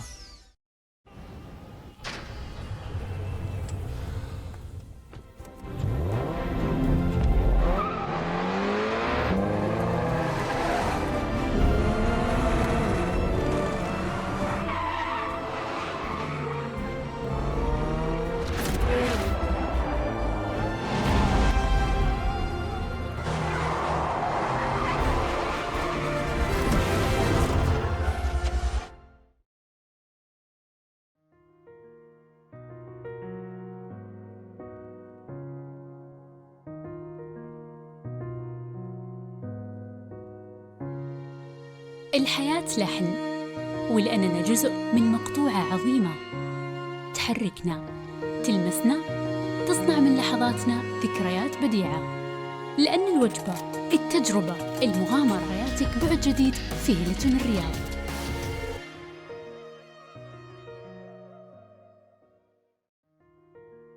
All new Honor Magic 5 Pro. Freeze even fleeting emotions in just milliseconds. Take marvelous night shots with lightning-fast exposure. The display reveals more details in bright areas with an astonishingly long battery life that just keeps going. The latest flagship chipset brings you exceptional performance. Unleash the power of magic. Honor Magic 5 Pro.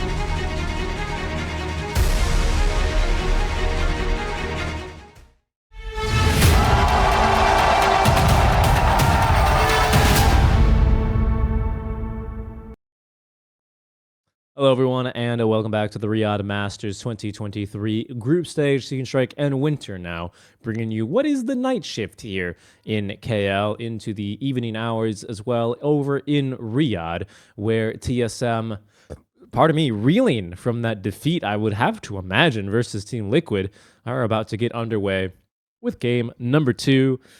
Winter, Chanlit Bin, you've lost a lot of games of Dota in your career. Why do you have to? You must have lost some games that were pretty close to like this, right? Help me try and imagine what the TSM players are going through right now. I mean, you almost took down. I mean, you are the darkest horse in this matchup for sure. Liquid, they might literally have a horse on their logo, but you're still a dark horse, and you almost took them down. How and to lose it in that style, what are they feeling? Channel up. Give me some of those memories. I'm quoting Terrorblade. Okay. You are your worst enemy at this point of time. Okay. You almost won and then you lose. So it's all about clearing your head. Don't remember anything that happened the last game. Just play the next game. That is the hardest part. The mid laners will be talking about, I told you, get me that rune. And the guy got the rune and he killed your lane. And now our carry can't play, and then it'll be replaying over and over and over in his head. And then the next game, what happens? He loses his lane and the game is over. Right. I've experienced a couple of those games. A couple of those games. I hear what you're saying. I hear what you're saying. My barber told me a couple stories. TSM, though, they are going to get actually their hands on the Wisp. They choose not to ban it out. They revert, I should say, to very staple bans of this meta with the Snapfire and the Timber taken out. Liquid as well, reverting back to a very normal state in the meta with the Chen and the Broodmother taken out. Are we going to see Darkseer here? Undying, of course, making an appearance. Will we see Darkseer? Is it viable here already? I mean, you already see the Wisp, right? Surely he gives you a good amount of sustain in the lane that allows you to tank through the early levels of a Darkseer. It's also more about like how you're playing the game, right? Because it's difficult to split the map when you're playing against Relocate. It can catch you easily, abuse you. So like you either have to have heroes that can de-push base very easily without getting caught, or you have to have superior team fight. Okay. But Undying Razor. So what is the deal with Undying Razor?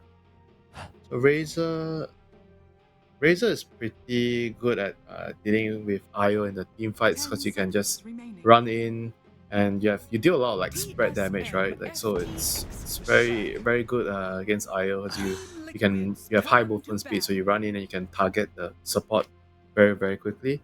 And I guess when you pair that with Undying, you have very very strong team fight. And I think the idea here is like because they have opened their draft with IO, so it's always gonna be with Lash next. So you want to preemptively pick a hero that can deal with that. 5 seconds And remaining. I'm not entirely sure, about the Razor, but that's what I feel like must be the logical thought process behind the Razor. Yeah, I'm not too sure about it either. I mean, hey, it's for TSM though a very tried and true strategy for them, isn't it? It's the Game and Gladiator special. This Wisp Lesh with all the spell lifesteal and all the sustain that you end up getting. Pardon me, I've got to remove a cat from my room. Give me a moment. I'm going to give you that moment. Don't worry. Nothing out of the ordinary is happening. You just remove like Drow Ranger, Terrorblade. Those are the heroes that can deal with 10 seconds the heal remaining. from the IO, the Skadi, and the Hypothermia. And for 5 Team Liquid, they've seconds removed the remaining. Lycan. I guess Lycan's just like a really, really good hero against Razor, I feel. Because you can't really get the static link on top, keep it on top of the Lycan, he's too fast. And Zoo heroes are generally very good at dealing with Undying in game. FTX's turn to ban. Yeah, I mean, the bans as well, kind of shaking out a bit more normal, right? There's that Deuce at 3 card carry bans out from TSM, ranged cores at that would excel into this Leshrac especially, or potentially even blowing up the Wisp quite quickly. So those are all going to be taken care of already. Liquid, maybe another repositioning hero taken out. I mean, I'm not sure. What's still missing? The Darkseer is still missing, but that doesn't seem all too tempting into Razor, does it? Darkseer is he still has a lot of value, I think. But if you are talking about dealing with the IO Lash, I think something like Tiny, because you were talking about displacement, right? Tiny is actually one of the better heroes against IO Lash.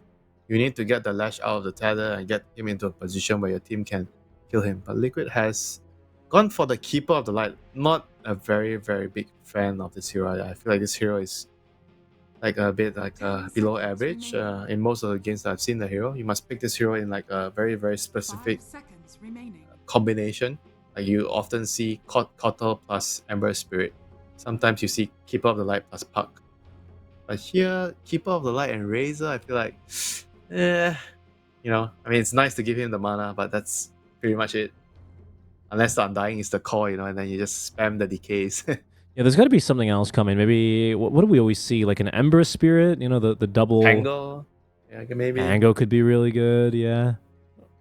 Any illusion heroes that would really benefit from this right now? Not really, right? Illusion heroes into Leshrac tend to be a more difficult that's matchup. the classic Terrorblade by this band, or Naga, Yeah, Kotal Naga, Kotal PL. There's PL, and that's what I was thinking, but it seems like into Lesh IO. I don't know if you would really want to run that.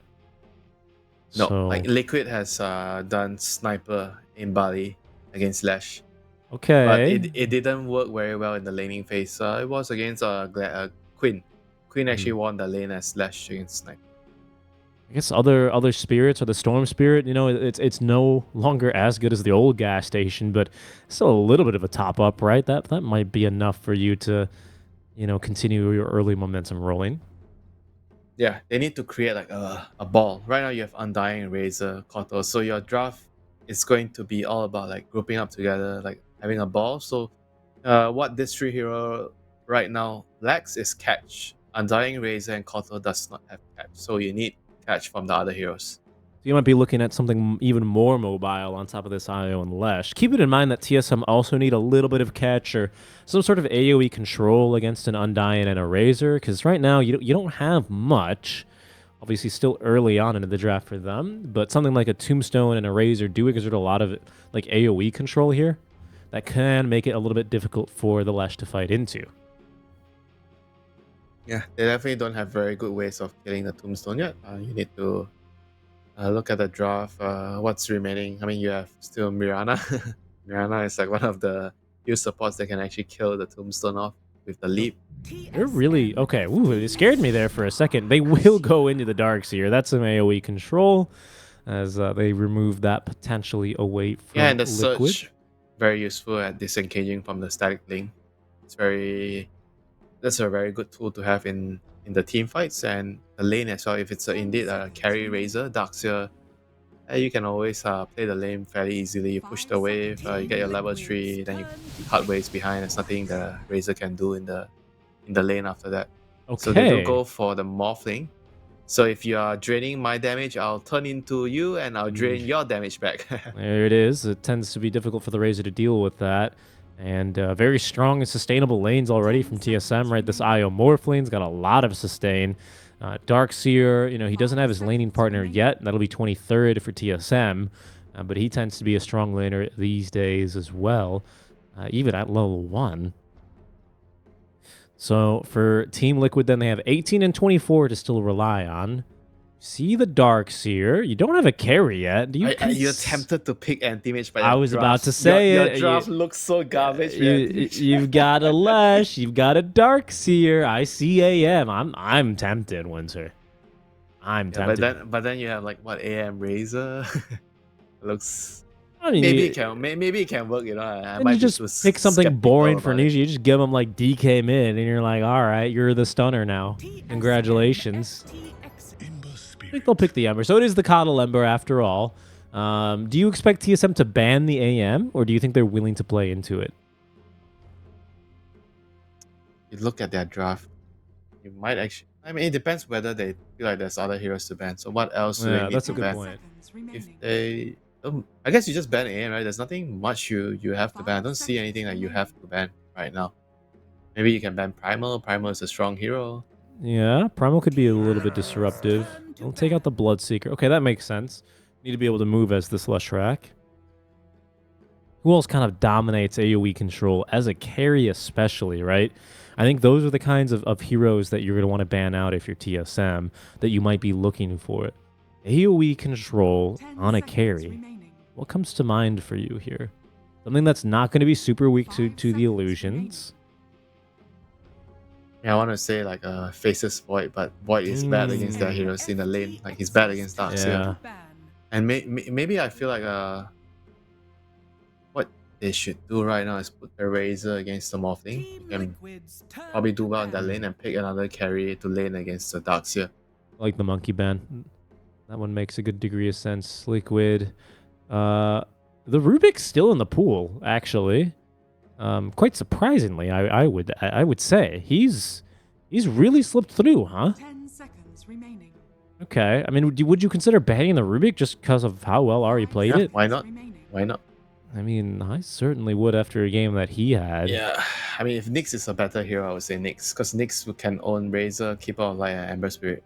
And Nyx Darkseer with Ire Lash is a very, very strong hero to finish up their draft with. I think we did see one or two Nyx games. I remember seeing, I can't remember who picked it. All right. Well, TSM, they had a couple heroes in mind. They're going to go with a lovely blue and purple draft, headed by the Darkseer. That Morphling gives them a nice deep color richness and lots of particle effects here. I'm loving this composition, honestly, from TSM. Yeah, it looks very solid. Io Spirit Breaker, a lot of global presence, and Spirit Breaker is also really good against the AM that might come out, you know. 5 This is one of seconds those remaining. heroes that can deal with the anti-mage speed push with the charge. You can always pressure him throughout the game, early, mid-game. AM has to be very, very careful about pushing out waves, so he tends to lose a lot of farm because of Spirit Breaker in the game. But like I said, you know, I'm not sure if it fits with the draft. You know, it looks very wonky to have Razor anti-mage. I don't know what else you pick here. Ursa, maybe? Sven. Okay, that was going to be my next guess. Sven stands ready.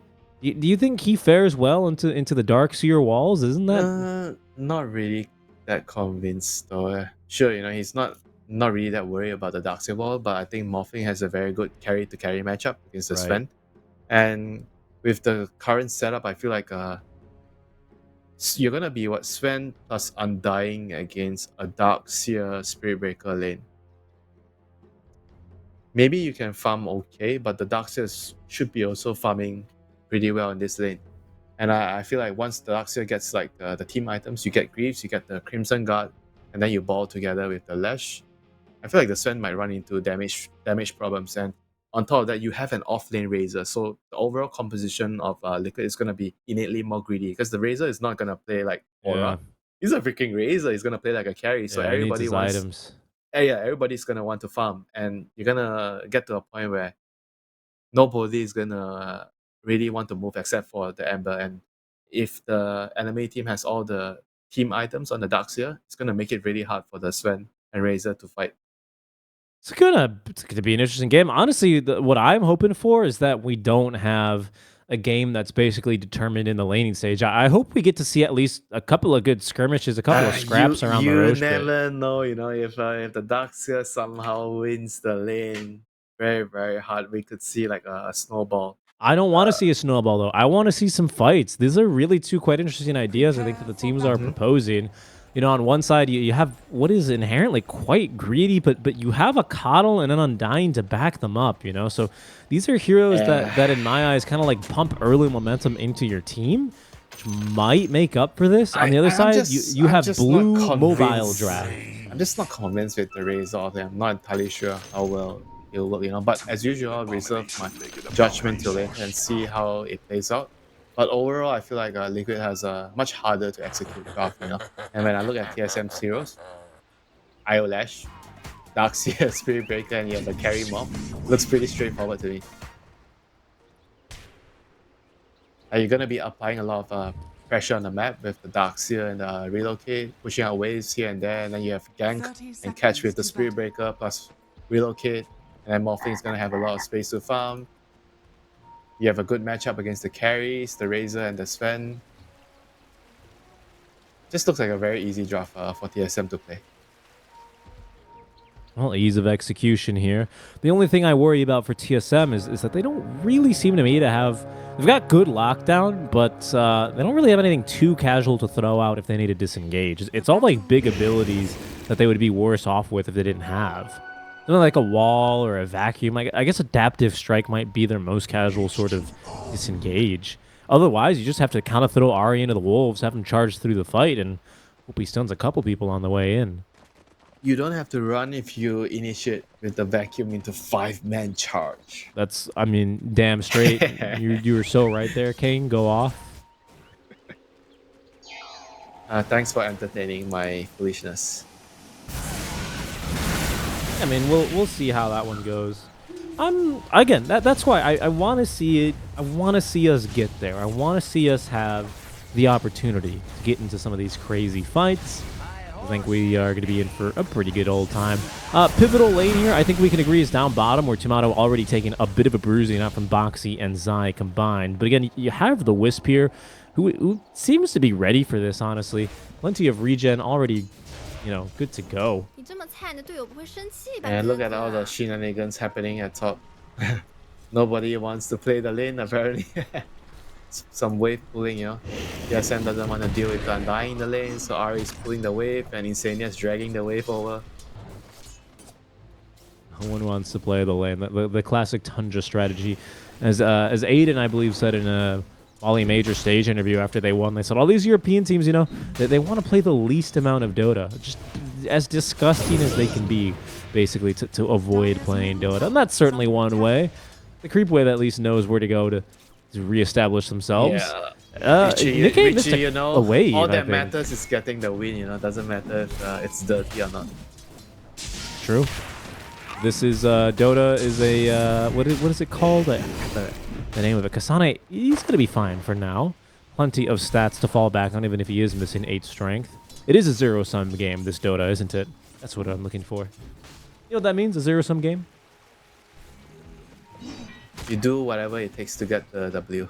A zero-sum game means there is only one winner. Doesn't really matter what happens. There is no sharing victory. There's no splitting an Aegis. Only one person comes out on top, Winter. So whatever you need to do, if you need to be Insania here and try and cut the waves behind the tower, go off, King. He might die for this, though. Doesn't have a whole lot of regen. Wanting to be able to get off the stick. Looks like he was trying to decay first. As Ari will claim first blood on the Undying. Would you willing to play 100 games of Undying? Yeah, I love Undying. He's such a great hero. Okay, that's a wrong question to ask you. You know you grow every single time you steal strength. I love that. Physically becoming superior to my opponents using and then brute you get force. What, Giant's Ring late game? Oh, yeah. And then you activate BKB, and also you get Wraith Form. Oof. BKB? What kind of Undying you're playing? You have BKB? I mean, an Undying that's used to almost be as high MMR as you, Winter. Very clearly. Blood Grenade thrown defensively there by Insania. Up to 20 strength. Look at him. He is a lumbering large lad right there. I mean, he still has to be careful dealing with the double Iron Shell, and he can still die, you know, 20 strength or not. That is true. It is Iron Shell level 2 now, as there's going to be the charge on. And Kasane, though, lacking the mana to really be able to make a go at this, even with the 5 wand charges. Mid lane, Bryle seems to be off to a pretty decent start, even if he does miss the stun there onto Nisha. I thought he might have had an opportunity there. It's good footwork, though. Sees Nisha out of that one safely. And down bottom, I mean, I'm getting baited by these health bars constantly because Tomato is just eating all of the damage at Zai. Level 2 plasma field, by the way, and just a max channel eliminate time and time again. Oh, they do have the kill mid. Pardon me. Completely talked over that one. The charge in collects the kill. It's that easy. Yeah, he was already low because of the constant lightning spam from the Lash. So it was a pretty straightforward kill for TSM there. I mean, that's a good thing about having an SV, right? You can always help the lanes, especially the mid lane, with a casual charge. Tombstone top lane in the meantime from Insania is not going to really yield much, as Ari will return to the lane just fine. Wait, what? Look at the CS. Oh. Look at the Sven and the Darkseid CS. Yeah, that's shit. What is going on here? Okay, vacuum onto 2, but Kasane lacking the HP. We really continue fight into this one. Mickey is just dominating here. What in the I world? thought the lane shenanigans actually helped the Doctor survive. Oh my god, I'm actually so wrong. 31 and 8 to 9 CS. Holy shit! I've not seen like such a big beat down for a long time. Oh, he's kind of hard, especially for a Darkseer, right? I mean, now he's got his Ring of Health online, but we'll see what more he can look to get out of this, because things are looking mighty difficult here. Yeah, I guess that's why they picked the Sven. I mean, that's pretty crucial. Ari snipes the courier that had the boots going. Yeah, that's something. I mean, he needs help, though. Kasane is not looking good. Yeah, he's in struggle city right now. He needs some time to catch back up. Hopefully the SB can make some stacks for him. We're gonna see another charge onto Boxy, 6-minute rune. Yeah, as for the 6-minute rune timing, Ari attempting to get in here. They do have plenty of support now. Whitemon, the Hio less shenanigans. They begin already, and the stun connects. Insaniate as well, rotating on over as the Blood Grenade is thrown to no avail. Nisha will fall alongside the Tombstone. Rune does spawn bottom, so at least Liquid, you know, they don't lose out too heavily on this. Ari is going to be forced to TP back. Bryle will be able to steal the bottle refill on the bounty. He might just rotate top to try and stabilize this lane.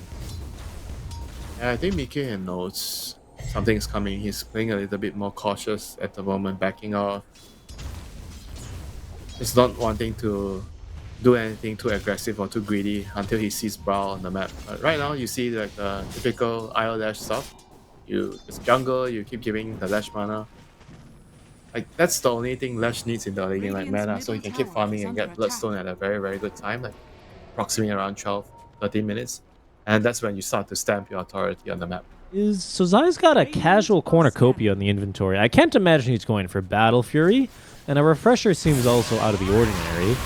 I assume then he's looking for the Orchid early on, potentially? What is this? What is this build?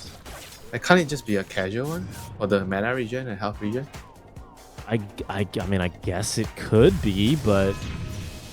What? Because there's nothing you want to buy, right, to gives you regen early on, like on Razor. I guess that has always been his problem, right? Casual cornucopia. Certainly at one point he'd want to turn it into something, though, right? I think it's too expensive an item for you to just sell it. Lincolns To prevent the morph, I guess, and a charge could be realistic. I mean, I'm not entirely sure. I think it might actually just be a laning item. That's curious. I guess you're right. I mean, I guess he'd rather have a cornucopia than what is it called with the perseverance and the health? Yeah, it's too expensive. And so right now it's just all about like taking runes, 8-minute rune. Brawl is pushing the wave out. Just wants to get lucky with the rune this time. So he has a haste. Okay, that's a very, very nice rune for Lash. Doesn't have the most mana at the moment. Okay, never mind. One arcane and he's up to 600.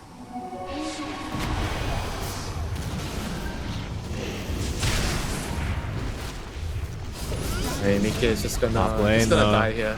Yeah, they missed on the vacuum, so Nisha might be a bit unleashed here, but there's that surge and the haste rune activated. This allowed TSM to get out of range of the Tombstone rather easily. Okay, Searing Chains does connect on the 2. Allowing Insanity to poke and prod for a bit more damage. Kasane quite tanky here with the Vanguard. As Nisha does try and actually catch him here. They've got a... Ooh, actually a sneaky charge from behind from Ari, but nice reactions there in time from Nisha. Allows him to escape. Yeah, I mean, just some poking and prodding. They need more levels on the chakra magic for the Ember to be more annoying. I mean, Nisha's already opted to go for full Searing Chains and style of this right now. No points in the Flame Guard, so he's going to look to be playing with the Cotter most of the time. But he just needs Boxy to get a couple more points on the chakra first. I mean, I just want to see what the Razor is going to do this game. You know, what items is he going to build? Like, what is his purpose here? That's why I was so baffled by the cornucopia. It seems to be just like a casual cornucopia, like you mentioned. He's going for SMY right now. So just like a old carry Razor? Anti-carry, but Morphin kind of doesn't really care about the Razor. Why go cornucopia over something like a Falcon Blade, though, Winter? I have no idea. That's Falcon is like the natural, the natural build. I think the only difference is you don't get HP regen on Falcon. You only get mana regen. okay. Charge on in from Ari. Ooh, okay, he's gonna cancel it. He does spawn bottom. It's Arcane for Bryle. Actually, top make it. He's gonna hold on to that one for now. Whiteman, nice job on the tether, but chased down and finished off by Nisha. Ari has cleared over the zombies, but Nisha, yeah, he's just unleashed right now by that level 3 chakra magic. Bryle does now activate that arcane rune as Ari charges on over to the mid lane just to get a little bit more space created. Stun out from Bryle will find Nisha, but not nearly enough damage there to burst him in the duration of that stun. Kasane has dropped another wall up top lane, by the way. He's looking for, I guess, a kill here, but will struggle to find it by just himself and a Sven illusion. Yeah, he's not really having a very, very good start. He has a Vanguard right now, into his arcane boots, but he's gonna still need a lot of time to farm, you know. He has a lot of items that he needs to get. Like a pipe, the greaves. So you're dealing with like an Ember, Keeper of the Light, so getting a pipe is always very good for your team. Relocate is going in, though. They want to go for this kill now on to Mickey. Bryle missed the stun. Will that make a crucial difference here? Stun in return is going to lock down Bryle for a mere second as Zai is going to be able to connect on that level 2 static link for the kill. Zai cleaning up onto Ari now as the Wisp will be able to relocate away. Mickey quick to tip his comrade here. Yeah, that was a very, very good move by Zai to come in and help get the return kill there. And now he's going to be able to continue farming on the top lane. I think the Razor here is mostly just... They wanted a secondary core. Because the game is just revolving around so much about like being able to occupy the side lanes. Because the basic idea of Razor is you can sit in a lane and nobody can kick you out. Because you're just so strong, you know. You do well in your lanes. You get all the stat items. You're very tanky. And nobody can kick you out, or at least they have to bring so many heroes to kick you out. Right, that it becomes economically unviable for you to support that activity because you have like a Nisha or a Sven farming. You need to bring 3 people to kick him out at least. Yeah, and then even then, when you try and avoid him, he just fights around you. I mean, I'm just not sure how successful it is really when Tomato hasn't really been threatened. I mean, he's taking it easy. He's gone for the hand of Midas, you know. So this is a morph that will eventually start scaling here as well. We talked about how the core-to-core matchup as well, slightly favoring the Sven. You know, Kasane, after his difficult laning stage, he's recovered well enough. As right now, really, the impetus seems to be with Liquid, as it's just Boxy falling around Nisha poking and prodding, looking for an opening here to exploit, you know, basically unlimited sleight of fist that he has. And there's definitely a time limit, you know, for the Sven, you know. I feel like when it gets to like the point where when the Morphling has Skadi, Butterfly, then the Sven is gonna have a hard time, you know. Like he needs to capitalize on the early game where you have Solar Crest on Undying, you get Roche, like Ember and Kotal, they're really strong, you know, they're running rampant around the map, pressuring. And that's the time where you want to make the most out of it. Late game against Morphling Darkseer, it's gonna be hard for you. The Solar Bind stopping him from connecting the stun onto Nisha. Holds on to that Fire Remnant. Really slick move. Tomato is in the vicinity here to fight, so if TSM can find an opening, a fight here may just be to their advantage, but Nisha just playing this one right on edge. Oh, from the high ground, look at that. Unable to connect the Nether Strike. He gets out in the nick of time. How did he see him there? Does Nether Strike give a just wanted to play. No, he just wanted to play safe. I think he was kind of lucky there. He just wanted to get out of harm's way and didn't want to take any risks. He chose the perfect time, and Nisha's spidey senses were tingling there for sure. Now the rest of Liquid is ready to fight, so seems like, especially with Zai showing, they will gladly take a fight here in the mid lane. And perhaps Bryle has just given them the opportunity. He's bottled up an illusioner. He has the Bloodstone now, so he's eager to try and take this one. Oh, the back wall onto 2 into the stun now. Bryle fully healed off of this one. Zai running for his life, quite speedy now with 2 points in that Storm Surge as Nisha leaping forward holds him down now with the Searing Chains, but Bryle cannot be stopped. Picks up the kill there. Whiteman up to the high ground and eager to heal up Bryle. The heals, they're just too much. Liquid, they can't sustain through this one, and Nisha's bought back. Bryle alive by the skin of his teeth as Whiteman able to relocate him back out of the fight. TSM. I believe it's Liquid really who underestimate the heals of the Io Lesh. I can't believe it. How many times do Gaming Gladiators have to be with this one, Liquid? They just never learn. I mean, I guess they just overestimated how strong like the Kotal and Amber are, and the Razor is pretty farm too. You know, he came to the fight, but just couldn't do anything because, like I said, you know, Razor off lane means that you're not gonna have a hero that builds the aura items. So this overwhelming magic damage from the Lash, the Iron Shell, just destroys them. You know, there's no pipe, there's nothing, no BKB, so you can't stand there and just fight. You know, you're just gonna die. And Nisha's the one to buys back after all this. This is gonna significantly delay his Maelstrom here.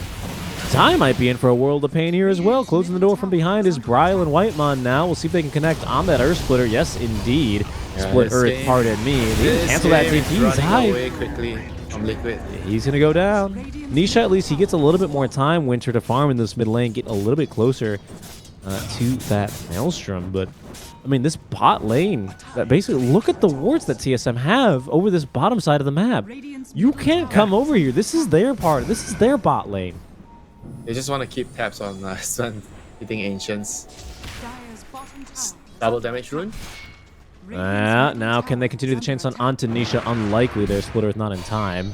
While, again, securing those runes. The rune control has been very fortunate for TSM. I have to say, Nisha feels like he hasn't really gotten his hands on really any power runes at all. I think he got a shield rune at one stage.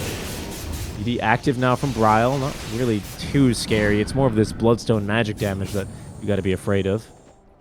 Yeah, and Kasane already completed the pipe. He's going to try to build a Crimson Guard next. I think once they get these two items done, I feel like they're just going to be just way superior in the team fights. Even right now with the pipe, I feel like the Lash is just going to be nigh unkillable in the team fights already. With pipe aura plus the IO healing him up. Do they already have a vessel? Or they still don't have a vessel on the Keeper of the Light? Nope. That is not good. Yeah, I mean, they need a vessel, right? There's just no other way around it. And Boxy's still, what, 1,000 gold away? They made this thing really expensive. TSM, they're going to smoke from behind, confidently going underneath the Tier 1 tower. Insania, I don't think he's going to be able to get off a tombstone even. Not like it would really help the cause. Bot Tier 1 tower swiftly connect mid lane. Be able to... Just trying to get the gold that they need. I mean, Mickey's got Blink. He's one component in for the BKB. Is that going to be enough here, Winter? I mean, TSM, it doesn't really look like they're going to slow their roll anytime soon. Yeah, I mean, all their hope is on this Sven, you know. When he gets the dagger, hopefully they can get some good initiations and win some of the team fight. I think the number one thing he needs to do is in the team fight, he needs to jump. Okay, they're going to jump on a Bryle. Io is going to be the target here, which is just as you say. Mechanism not really going to help him here as Whitemon has no tether, cannot get out of this one. And now the connection from Mickey, a thing of beauty. TSM, they overstay their welcome. Liquid eager to punish and even chase for more if they can find him. Ari's being tailed by a zombie. He's got charge in a second. I don't really think they can catch him. Mickey, never mind. He's here to prove me wrong. Dump caster. Don't you know anything about Dota? Ari already used the charge, so I don't really think there's a way out of it for him. And in fact, he's leading him towards Tomato. Tomato, who's going to morph into the Undying, steal a tombstone, and give chase? They don't have relocate, though, so yeah, all right. That worked out. Yeah, Ari is still going back in. He still wants to go in. He's going to find another kill here onto the Undying.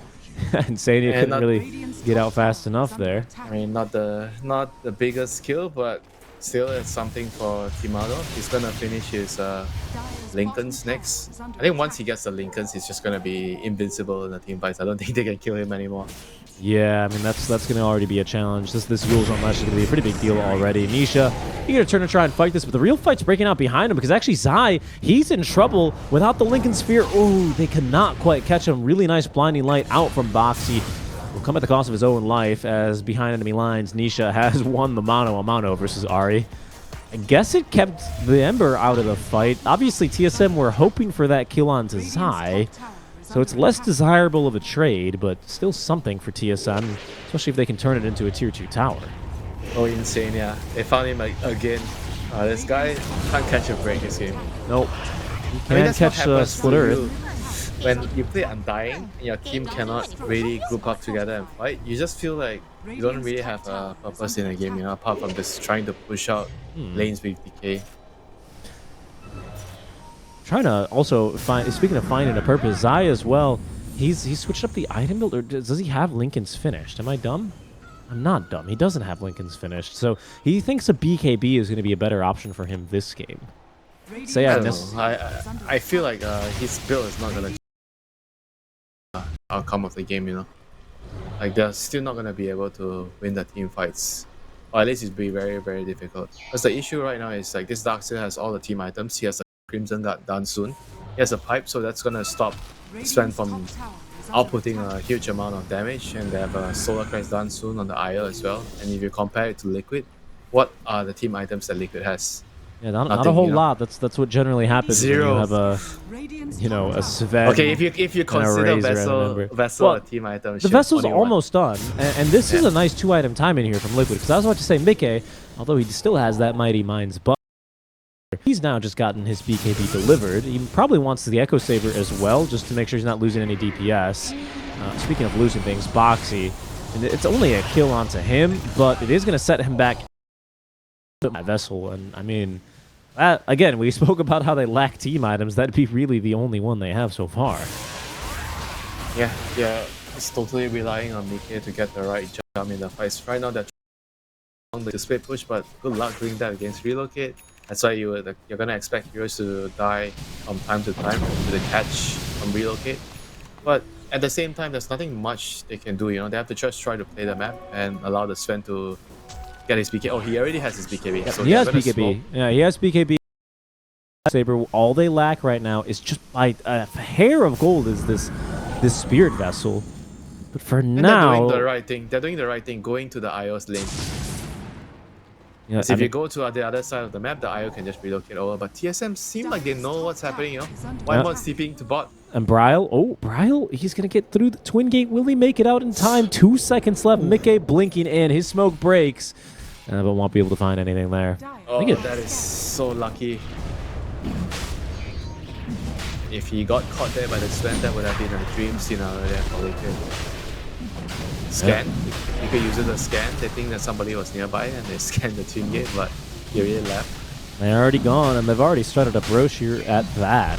This one's going down relatively quickly here as well, with Tomato able to morph into basically max edge. He's got that Manta, Lincoln's, and that Hand of Midas. Ryle, the one to hold the Aegis. Now Kaya in hand. We also got these Vampire Fangs, man. He's about to have Kaya and Sanj. I think with Io now able to avoid buying the overcharged shard, now you just get them basically for free from the Tormentor. That might be on TSM's to-do list, just to give every little benefit that you can here to Bryle to sustain him through these fights, because my man is very tanky right now. Yeah, the Sven has to jump the IO. I think there's literally no other way. He can only go into the fight when he sees the IO. Because nobody else can actually do it. Like the Razor's not going to be able. I doubt he'll be able to run in at this point.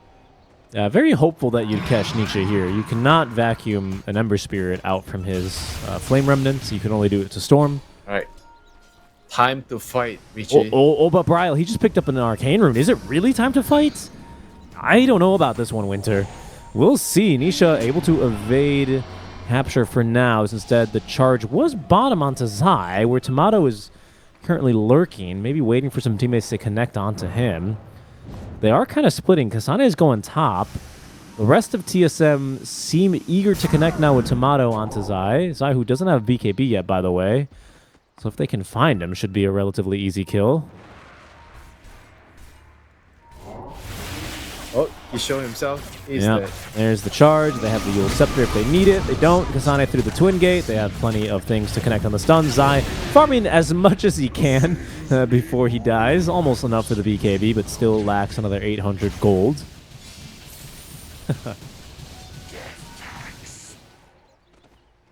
And that's the problem with Razor, you know, when you have this kind of graph and you can't ball together and you have to resort to split push. Razor is not the best hero to do that. You're very slow. You don't clear the creeps quickly enough to avoid capture. Okay, this might be an opening. Liquid for Liquid. I mean, TSM very eager to move and utilize the twin gates here. Sleight of Fist will confirm that there's 2 heroes here, but are able to evade Nisha here on this particular occasion. TSM, they don't look to be in a hurry to do much with this Aegis, though, Winter. It's more of Liquid who are still looking for openings on this BKB timing for the Sven. That have been able to really longer the connect. game goes, Richie is just gonna benefit the Morphling. He's gonna finish his Skadi as his next item, and once they have the Skadi, oh, it's gonna be such a nightmare for Mike. And probably Zai as well, right? Yeah, how is he gonna right-click people in the team fights when they get Skadi? Like once BKB is out, it's gonna be just slow to a crawl in the team fight. Well, TSM looking now to set up here around the Mighty Mines. The tier 2 tower here for Liquid seems to be the target. Sneaky little Liquid scan. They have to fight. I feel like Liquid has to fight. They wait for the Aegis to time out in 1 minute. Then they have to try to take a fight. The longer they wait, the game is just going to get harder and harder. They need to smoke up, fight around, observe what, jump the right targets, which is the IO. They need to finish the IO first. TSM have not made it easy. Liquid, they do have a ward, though, particularly positioned behind. Ooh, Kasane, he's going to end up getting caught. The charge on through, connecting on the 2, but Mickey gets off the BKB first. Tomato able to try and fight his way through this one as the control onto Mickey is forcing him back already. He's already down. Tomato waveforms in after him. He's got the kill. Boxy's next to go down as Zai, ooh, nearly getting through Bryle, but that'd only be the Aegis, Winter. The zombie horde trying to get through Bryle now, but he's proven to be a bit too speedy. Now he's got the lifesteal. He'll end up going down there as Nisha will be able to pick up the kill. Ari and Whitemon finish off the tombstone, but now a very nicely timed sleight of fist allows Nisha to escape. What is going on in the base? Tomato, he's just chasing Zai all the way back into the fountain. What are you doing here, sir? How did you find yourself in this? He does not care. He knows he's like basically immortal right now. Like this is like such a free Morphling game, you know. There's nothing much that Liquid has, you know, against Morphling until they get hexes.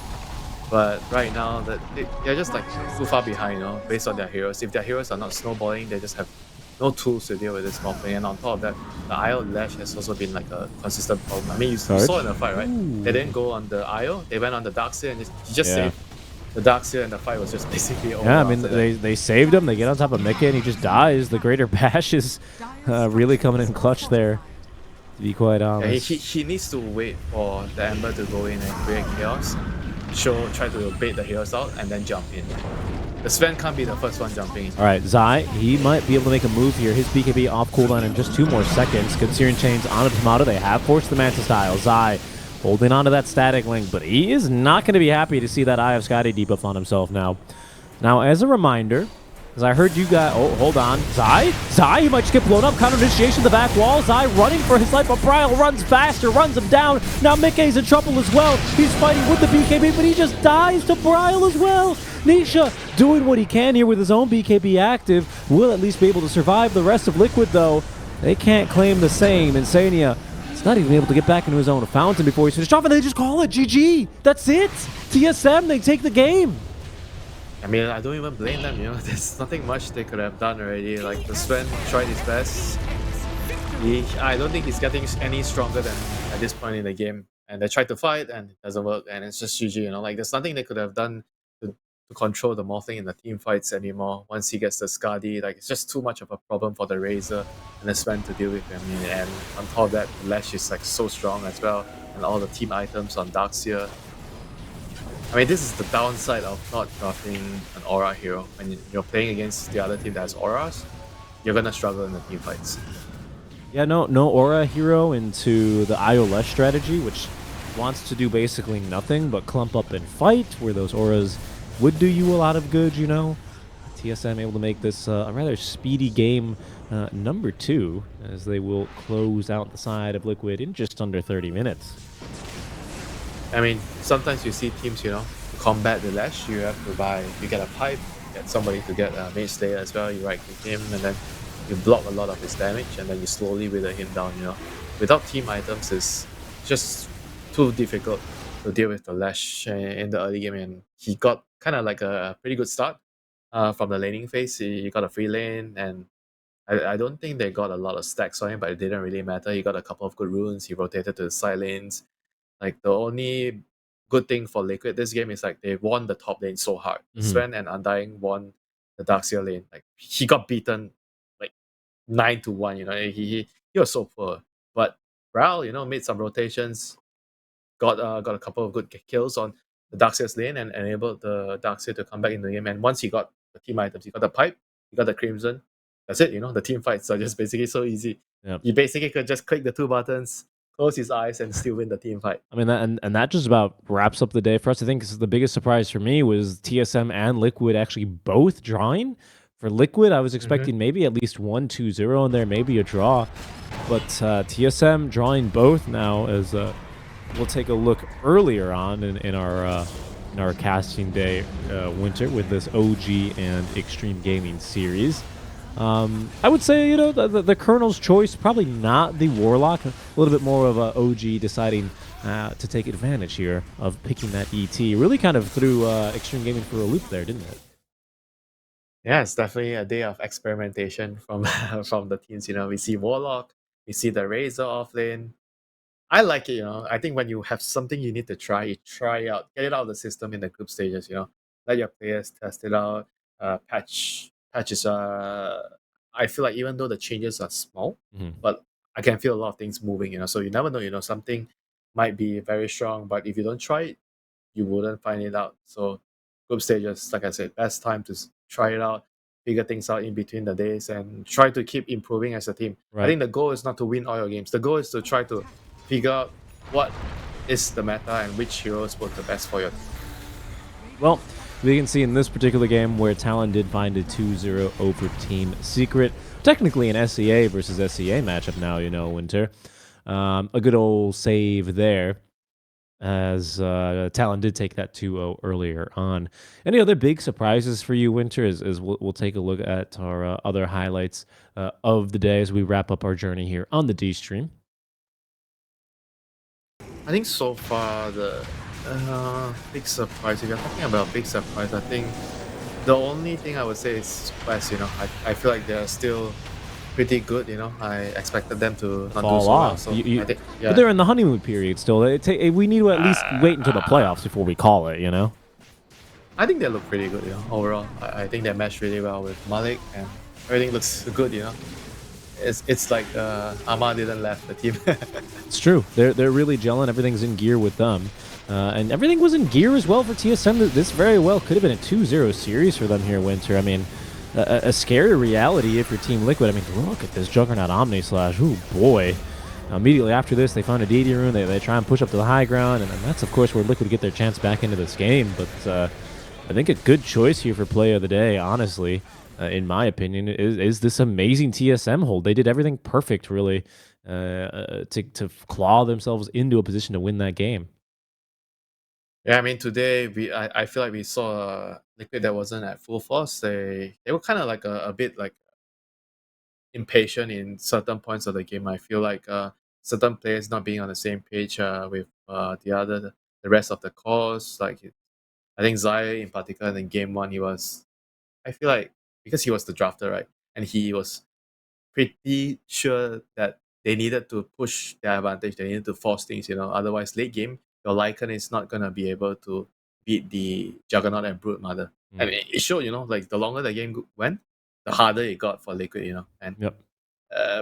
And they were really trying their best, to Agreed. Yeah. to close out the game, but just had a lot of problems. Yeah, TSM really pushed them there. I think a lot of people were surprised by how difficult this series was for Liquid, even so to the fact that it's a draw. 1-1 here to wrap us up here on the D-Stream for the Riyadh Masters. Winter, we're going to be back tomorrow with plenty more Dota action. We, in fact, have...